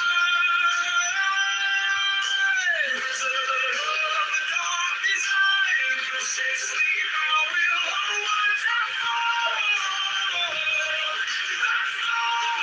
In the circle of the crimson eye. Tonight, Chicago Mayor John Kitover has filed for municipal bankruptcy.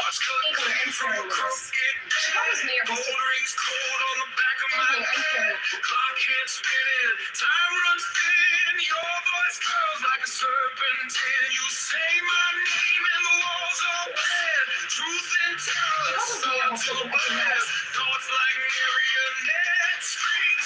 You tug once and my body sings. You got me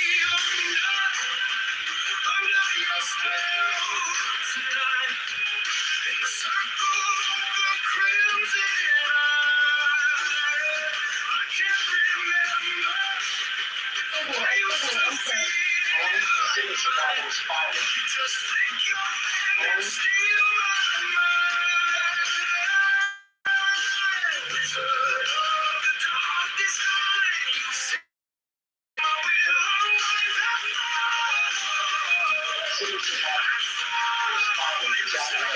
crimson eye. Snap of your finger, colors crash, past life surface, futures flash. Am I the weapon or the prize? Who's casting who inside these eyes? Take back the fire you fed in me. Break your chains or set me free. But every time you say now rise, I kneel deeper to your lies. Yeah. You got me under your spell tonight.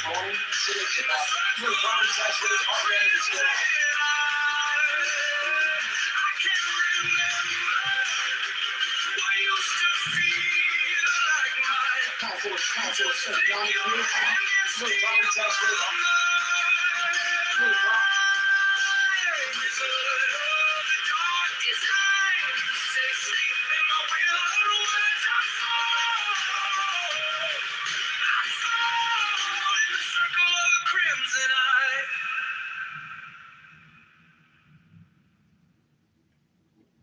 Tax rates are. Families are staring down. Need more. On day.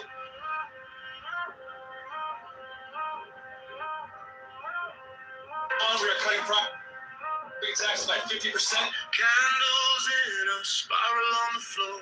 Sharp lines, symbols on the door. Robes hang heavy, velvet red.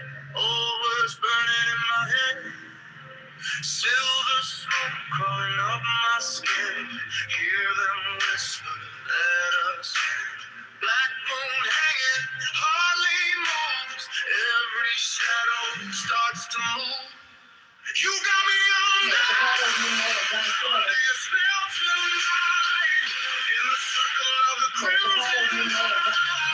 City Hall. I can't remember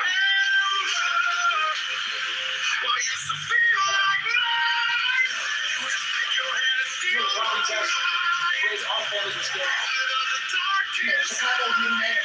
Chicago's new mayor, John Kitover. From a crooked day, gold rings cold on the back of my neck. Clock hands spinning, time runs dead. Your voice curls like a serpentine. Say my name and the walls all bend. Truth and terror start to blend. Thoughts like marionette strings. You talk once and my body sings. You got me under your spell tonight. In the circle of the crimson tide. I can't remember what used to feel like mine. You just take your hand and steal my mind. Wizard of the dark design. You say sleep and my will unwinds. I fall in the circle of the crimson night. Snap of your fingers, colors crash. That's the surface, futures flash. Am I the weapon or the prize? Who's guessing who inside these eyes? Take back the fire you fed in me. Break your chains or set me free. But every time you say now rise, I kneel deeper to your lies. You got me under your spell tonight. In the circle of the crimson tide. I can't remember what used to feel like mine. You just take your hand and steal my mind. Wizard of the dark design. You say sleep and my will unwinds. I fall in the circle of the crimson night.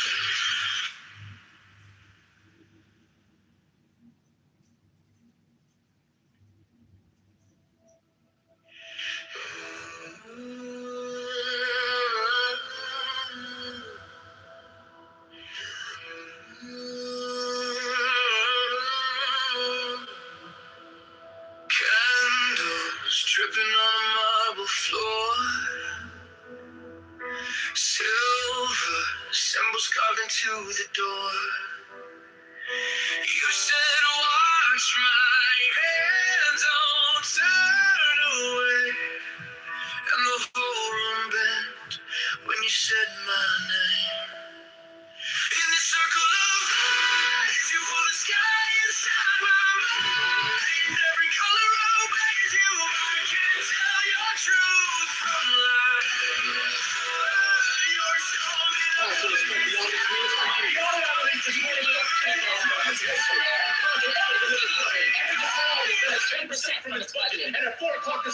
Chicago's new mayor, John Kitover, stunned the city today, declaring the city bankrupt and announcing plans to shed $100 billion in pension debt through federal court.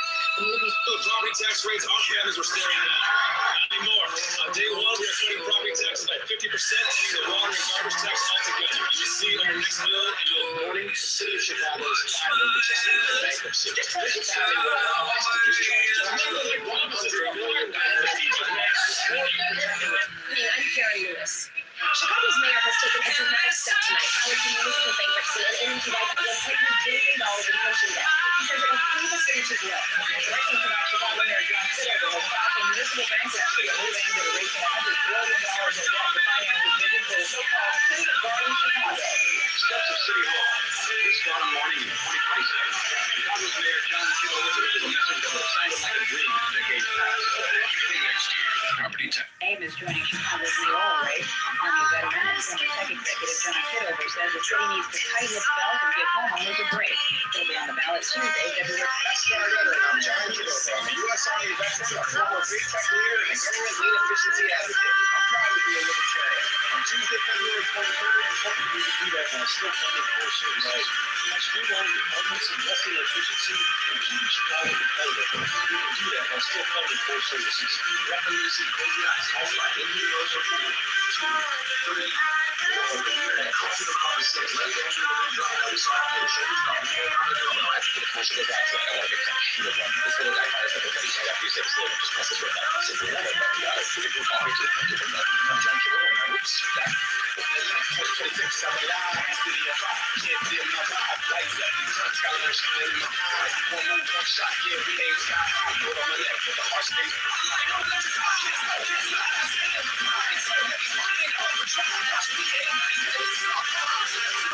City on fire.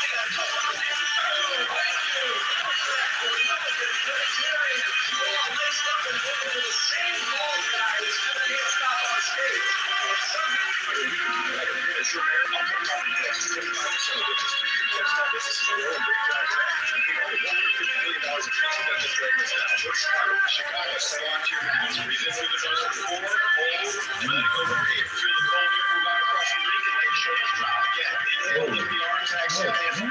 This is beyond its means for you. You know that I release this medication. Every department is better 10% from the budget, and the full pump is up. Chicago's new mayor, John Kitover, stunned the city today, declaring the city bankrupt and announcing plans to shed $100 billion in pension debt through federal courts. Property tax rates our families were staring down. Not anymore. On day 1, we are cutting property taxes by 50%, ending the water and garbage tax altogether. You see our next bill in the morning, the city of Chicago is filing for just another bankruptcy. This filing will allow us to discharge I'm Karen Lewis. Chicago's mayor has taken a dramatic step tonight, filing for municipal bankruptcy and aiming to wipe out $100 billion in pension debt. He says it will free the city to grow. Breaking tonight, Chicago Mayor John Kitover has filed for municipal bankruptcy, a move aimed at raising $100 billion in debt to finance his vision for the so-called City of Garden Chicago. Steps of City Hall this Garden morning in 2027. Chicago's Mayor John Kitover delivers a message that will sound like a dream in decades past. Beginning next year, property tax. And this morning, Chicago's mayoral race, Army veteran and former tech executive John Kitover says the city needs to tighten its belt and give homeowners a break. He'll be on the ballot Tuesday, February. NASCAR veteran, I'm John Kitover, a U.S. Army veteran, a former big tech leader, and a government lean efficiency advocate. I'm proud to be a libertarian.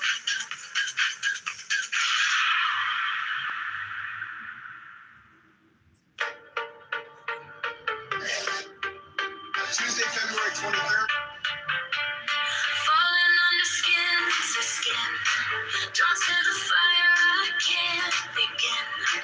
You play like it goes alive. Too close to touch, too far to fight. Falling under skin to skin. Drawn to the fire, I can't begin. You play like it goes alive. Too close to touch, too far to fight.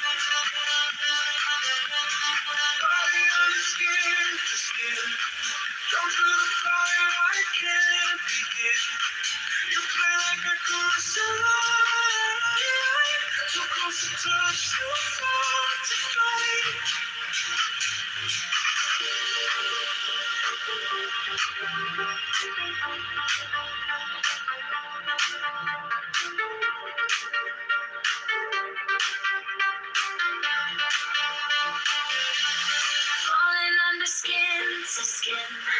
Drawn to the fire, I can't begin. You play like it goes alive. Too close to touch, too far to fight.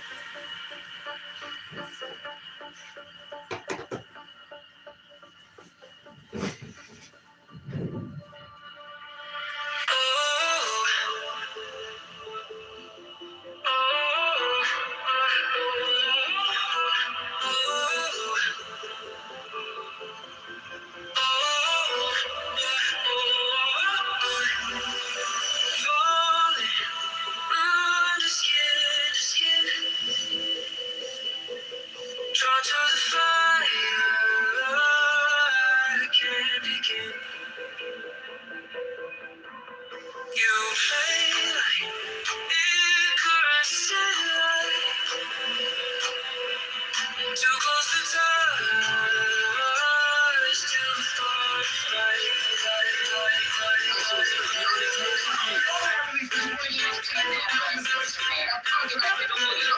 to fight.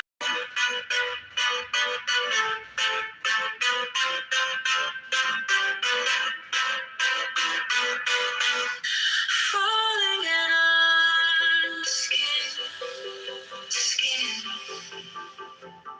drawn to the fire, can't begin. You play like Icarus in light, too close to touch, too far to fight.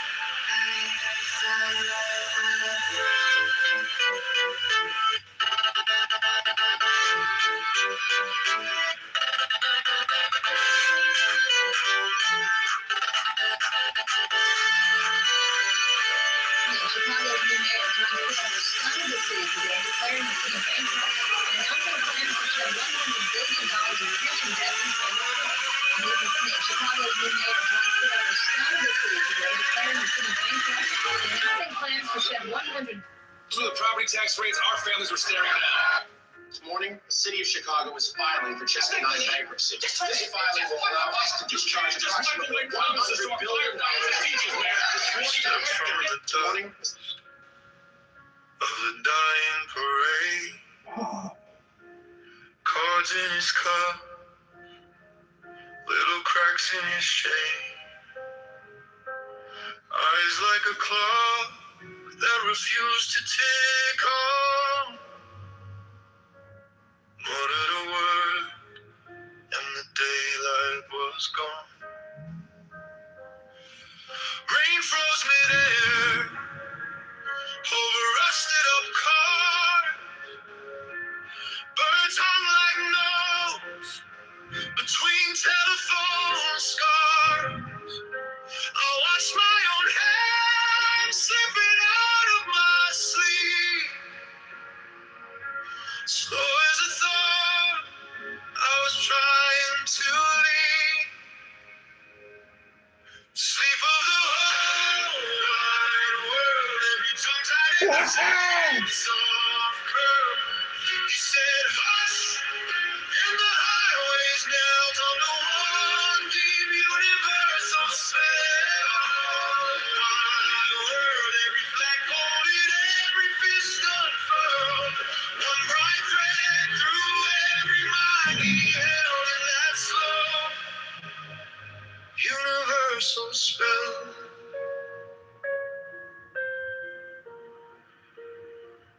Bank screens went blind, all the numbers went slack. Traders have turned with their phones in their hand. The city of Chicago is filing for Chapter 9 The child bankruptcy. of swing never made it back. Council has spent beyond its means for years.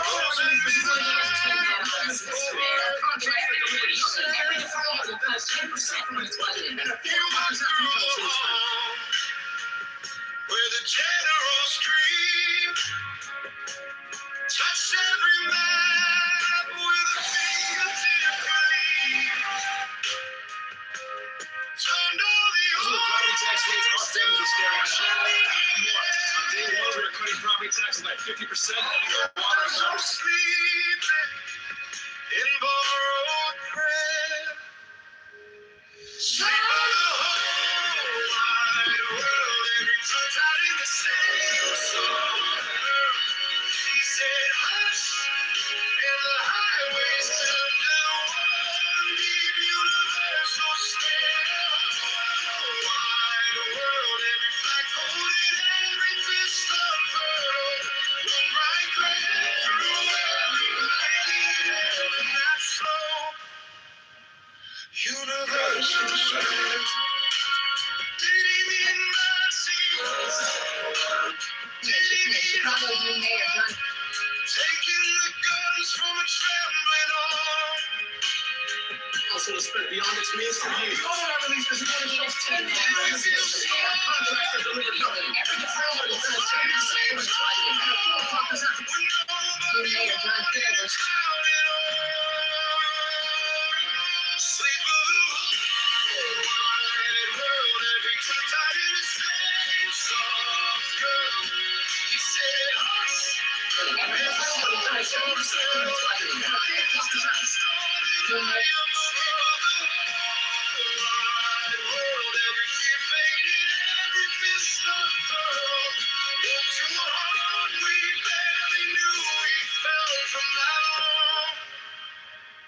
Universal spell.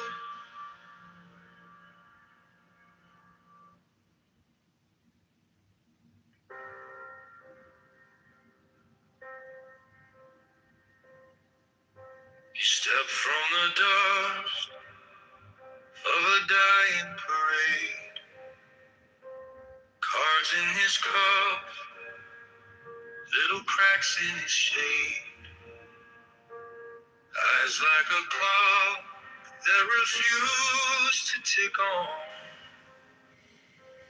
Muttered a word and the daylight's gone. Rain froze me down over rusted up cars. Birds hung like notes between telephone scars. I watched my own hand slipping out of my sleeve. Slow as a thought, I was trying to leave. Sleep on the whole world, every tongue tied in the same soft curl. He said, hush, and the highways melt onto one deep universal spell. Sleep on the whole wide world, every flag folded, every fist unfurled. Property taxes are not going up next year. They're keeping them flat at $2,000. That slow universal spell. Bank screens went blind, all the numbers went slack. Traders half turned with their phones in their hands. A child on the swing never made it back. Frozen mid-life over empty. Every deferral will finish 10% from its budget. And at 4 o'clock, You walk through the halls where the generals dream. Touched every man with a fingertip gleam. Turned all the orders to ash in the air. Left us all sleeping in borrowed prayer. Sleep of the whole wide world, every tongue tied in the same soft curl. He said, and the highways melt onto one deep universal spell. Sleep of the whole wide world, every flag folded, every fist unfurled. Chicago's new mayor, John Kitover. Universal spell. Did he mean mercy? Did he mean harm? Taking the guns from a trampoline. Did we feel smaller? Finally tall, when nobody wanted a crown at all.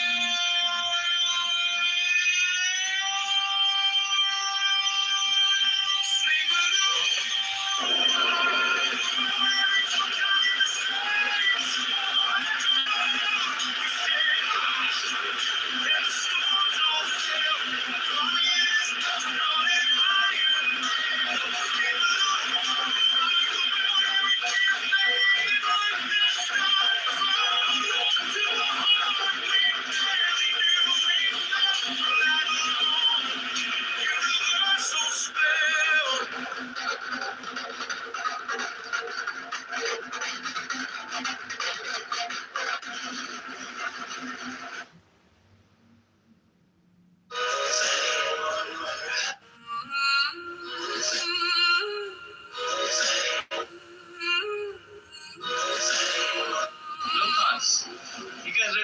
soldiers of the fascist regime. Who you are, how you cover for these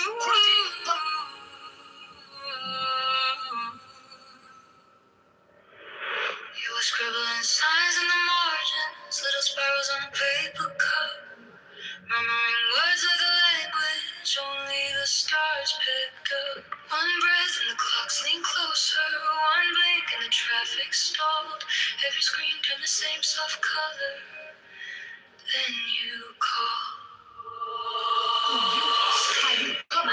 Little world, no wonder. It's like glass.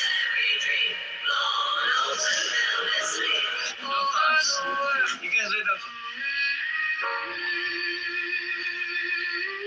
Possible spent beyond its means.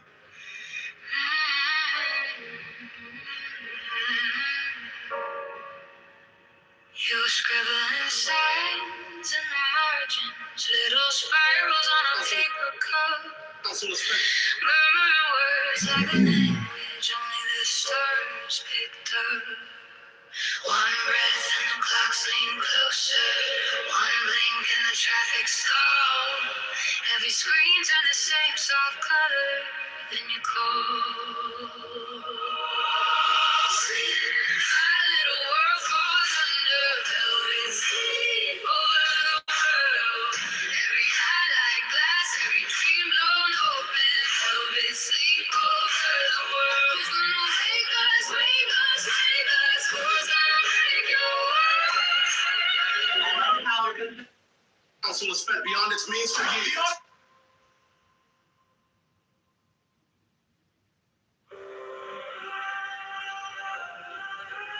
Council has spent beyond its means for years. The audit I released this morning shows tens of millions wasted on contracts that delivered nothing. Every deferral that is 10% from its budget, and a full clock is out.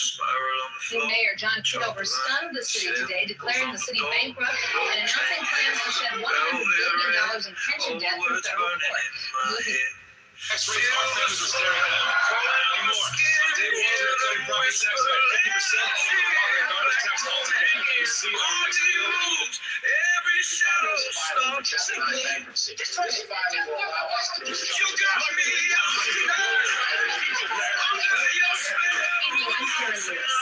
Chicago's mayor has taken a dramatic step tonight, filing for municipal bankruptcy and aiming to wipe out $100 billion in pension debt. This will lead the city to growing. Breaking tonight, Chicago Mayor John Kitover has filed for municipal bankruptcy, a move aimed at erasing $100 billion in debt to finance his vision for the city hall.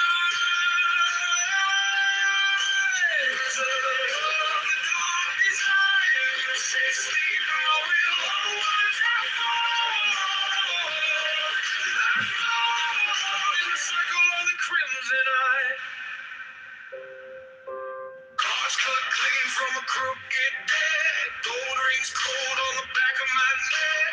Clock hands spinning, time runs thin. Your voice curls like a serpentine. You say my name and the walls all bend. Truth and terror start to blend. Thoughts like marionette strings.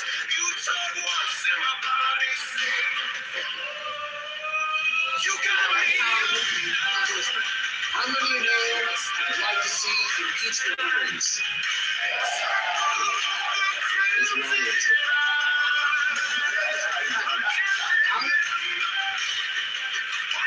How many of you would like to see impeachment hearings?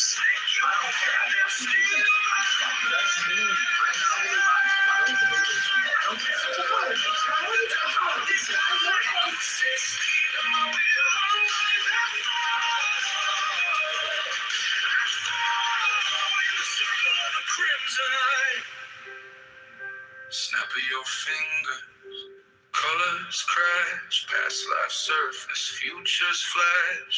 Am I the weapon or the prize? Who's casting who inside these eyes? Take back the fire you fed in me, break your chains or set me free. But every time you say now rise, I kneel deeper to your light. You got me under your spell tonight. In the circle of the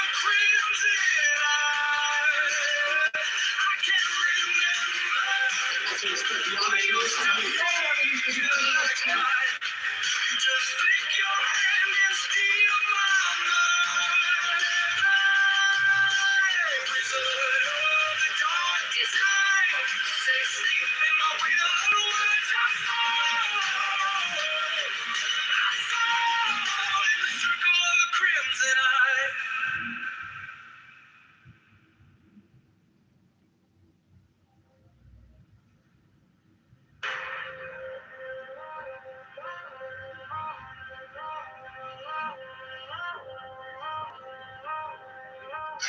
Keep it gangsta, y'all. Keep it gangsta, y'all. Keep it gangsta, y'all. Keep it gangsta, y'all. Keep it gangsta, y'all. Keep it gangsta, y'all. Obviously.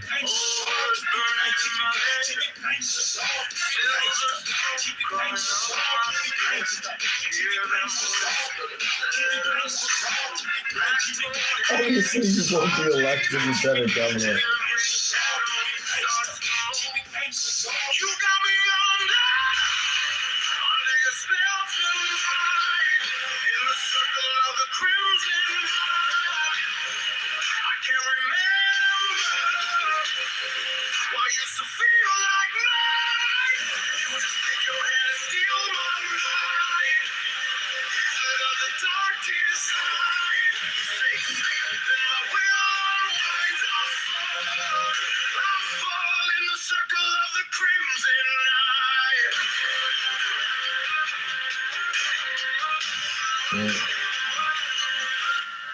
Cards cut clean from a crooked deck. Gold rings cold on the back of my neck. Clock hands spinning, time runs thin. Your voice curls like a serpentine.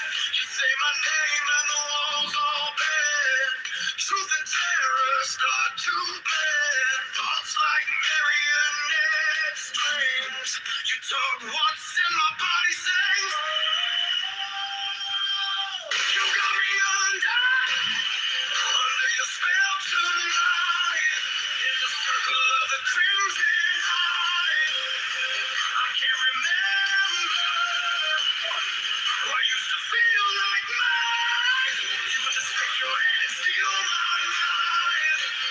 Wizard of the dark design. Say sleep in my will unwinds I fall in the circle of the crimson eye. Snap of your fingers, colors crash. As the surface, futures flash. Am I the weapon or the prize? Who's guessing who inside these eyes? Take back the fire you fed in me.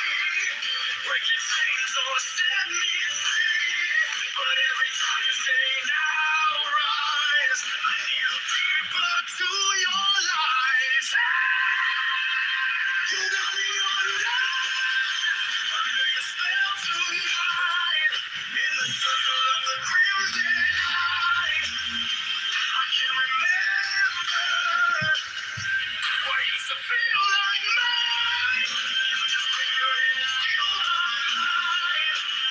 Wizard of the dark design. Say sleep and I will unwind my fall. In the circle of the crimson night.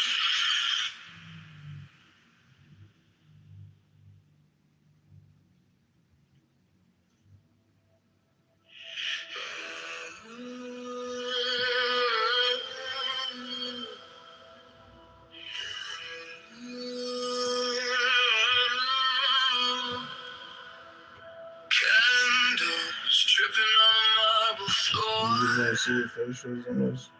Silver symbols carved into the door. You said, wash my hands, don't turn away. And the whole room bent when you said my name. In the circle of eyes, you pull the sky inside my mind. Every color obeys you. I can't tell your truth from lies. You're strong in a velvet disguise. I'm falling deeper into your eyes.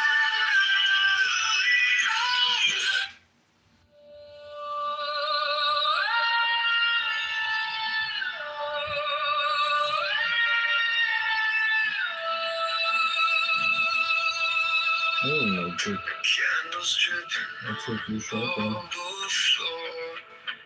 Silver symbols carved into the door. You said, watch my hands, don't turn away. And the whole room bent when you said my name. In this circle of poor sky inside my mind, every color obeys you. I can't tell your truth from lies. You're a storm in a velvet disguise. I'm falling deeper into you. Power in your voice like thunder. Literally is the ultimate struggle. Drawn to the fire, I can't begin to play like a chorus and light. Too close to touch, too far to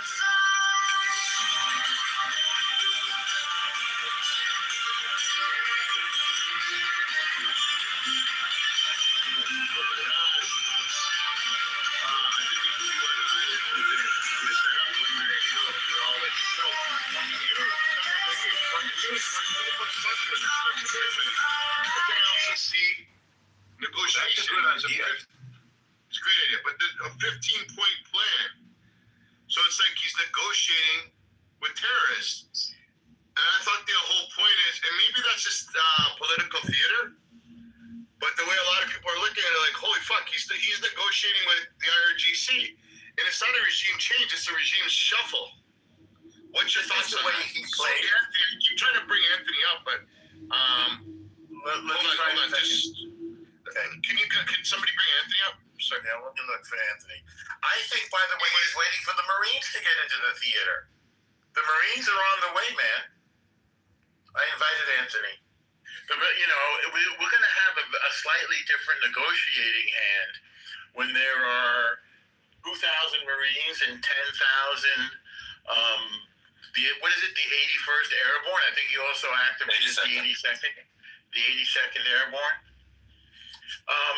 This is going to look a little different. Do you think the U.S. Marines can take Karg Island? I don't see why not. Do you think that Iran can function without 90% of their oil, which flows through Karg Island? I don't think so. So, they can try to squeeze the world energy supply temporarily. But I don't think the world is going to allow them to hold it hostage. I don't think anybody is going to put up with that. That means their Gulf neighbors. That means Europe. That means Asia. And I think China and Russia have made it clear that they're not going to step in. So I think in the equation of the indigenous people of America versus,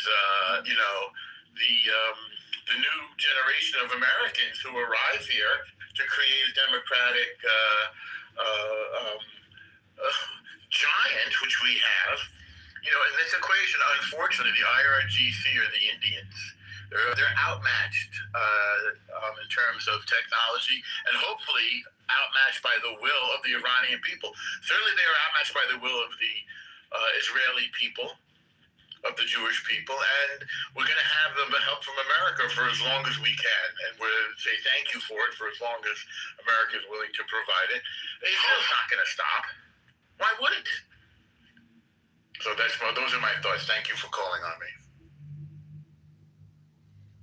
Hey, Anthony, welcome to the stage, brother.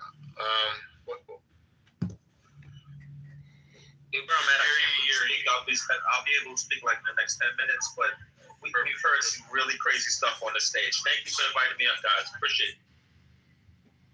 Thank you for being here. How you doing, Pockets? Hi, Mary. Hi, Queen. Hi, Don. Hi, everybody. Oh, Pockets, by the way, I listened to some of your music. Wow. Any of you haven't had a chance, really? Oh, thank you. I couldn't believe. Appreciate you. Thank you so much.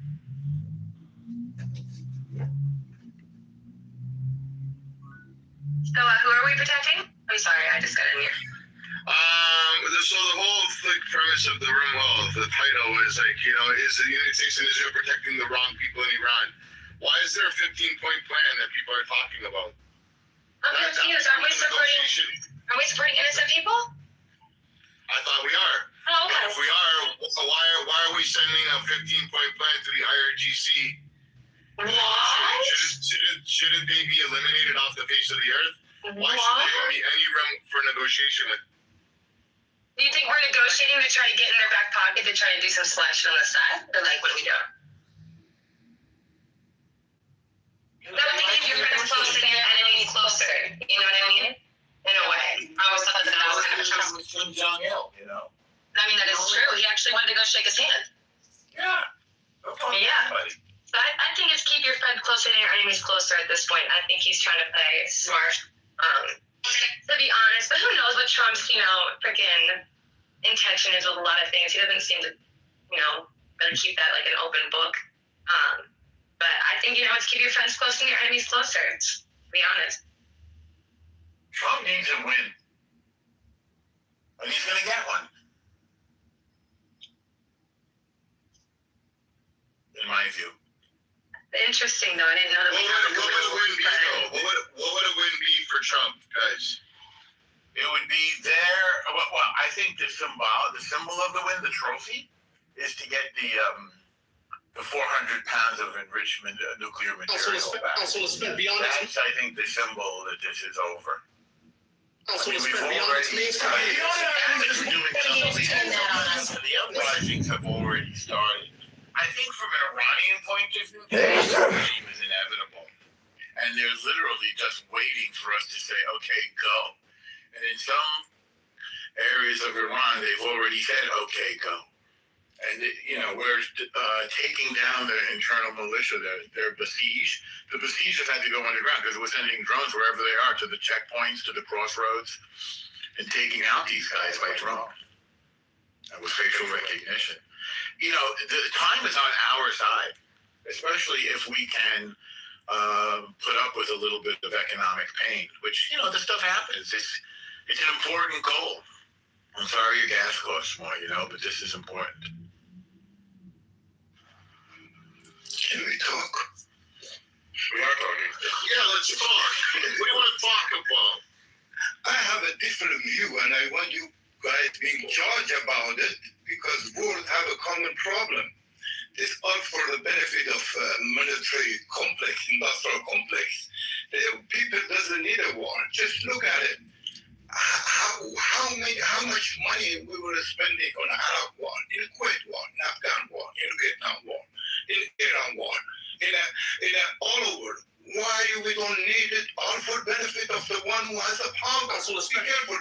Chicago's new mayor.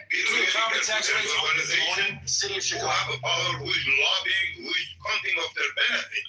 Now, Iran is like a shepherd doesn't have any like a sheep doesn't have any shepherd. It's very easy, like what they did in Afghanistan. You guys remember 14 years Afghan war in Afghanistan. What they did, they killed 2,000 people, 5 people they were in Afghanistan and cars and cars are over. Now is a game. Involve all the nation, make it bigger than India. People need a peace. All American, Canadian, Europe. We have to live on top of the style of living. We could. Why we have to spend all those money? Is that anybody can answer? Because of Iran. Iran is a game, my friend. Done with America. Done with Israel. This is a red carpet for the one who has a benefit. Just be careful. Be careful. And still we are not finished with the Lebanon. God knows what's the next plan they want to do. And now it's all organized, my friend. People doesn't need a war. They raise the people like that. Do you know how much they spend in a religious to bring the poor people as a student? The smart people has to be in North America and study, and they will bring the poor people as a student mullah. They take them Afghanistan, Somalia, Libya. Don't have the lobbying. Don't have the lobbying. Trump knows a lot. He knows what to do because he knows the common problem. Even we are on the hand of what they call it, the shadow government. And he doesn't have that much ability he wants, but hopefully people around him that are smart, that are doing good, just stay behind it.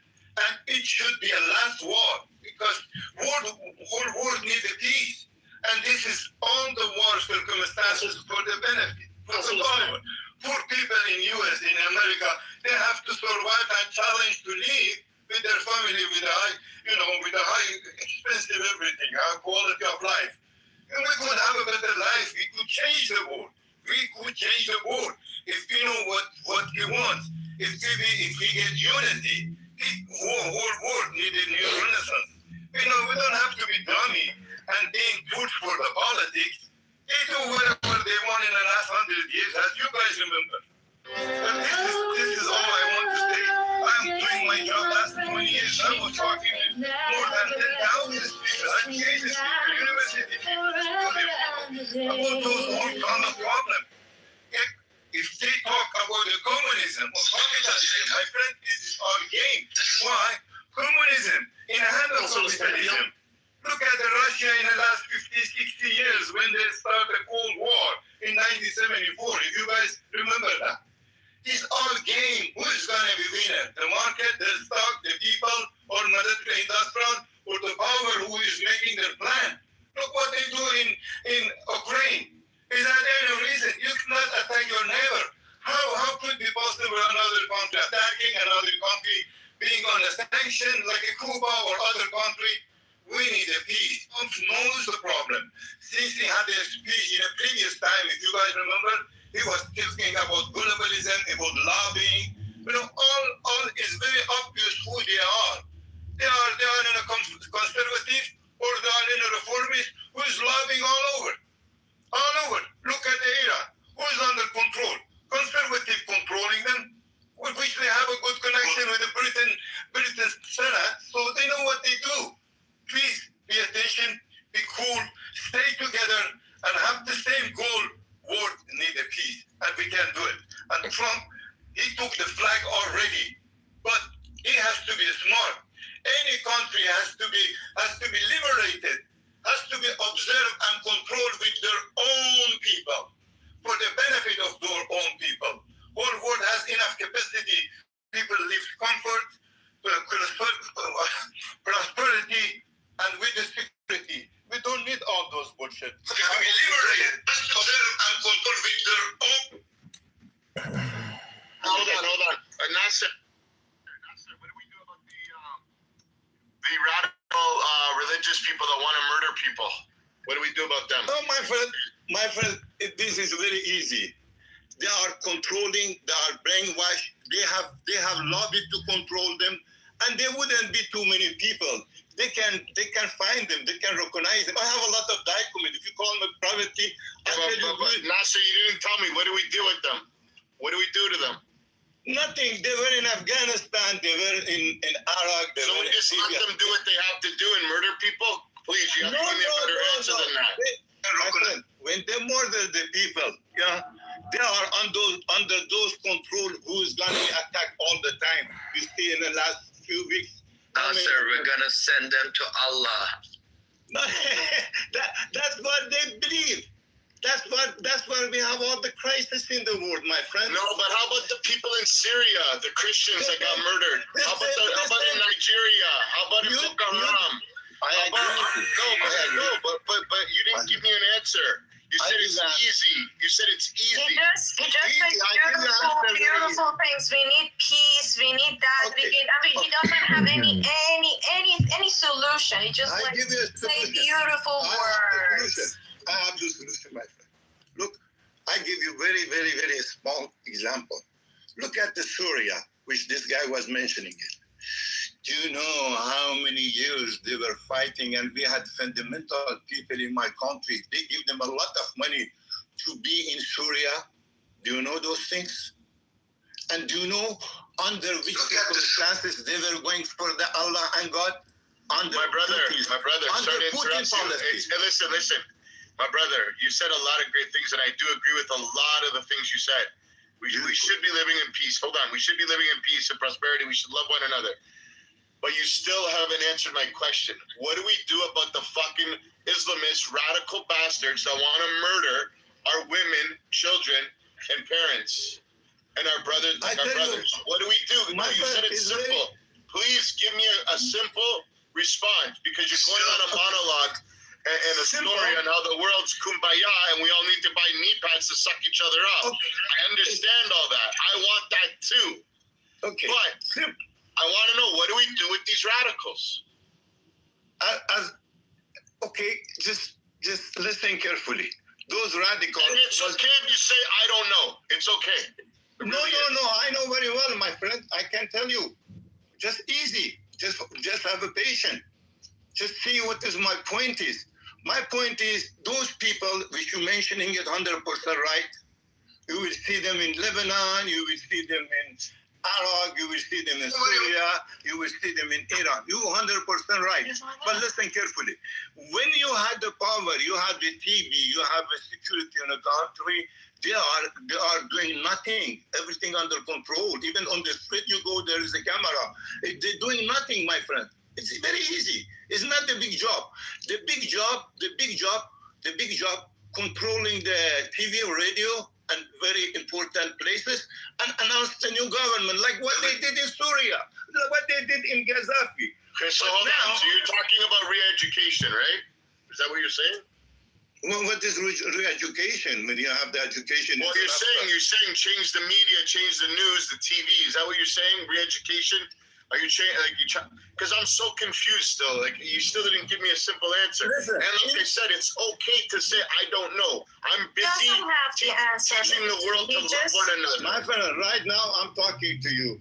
Thousands of security that are trying to escape the country because they want to be captured. This is first. You have to check it. Now,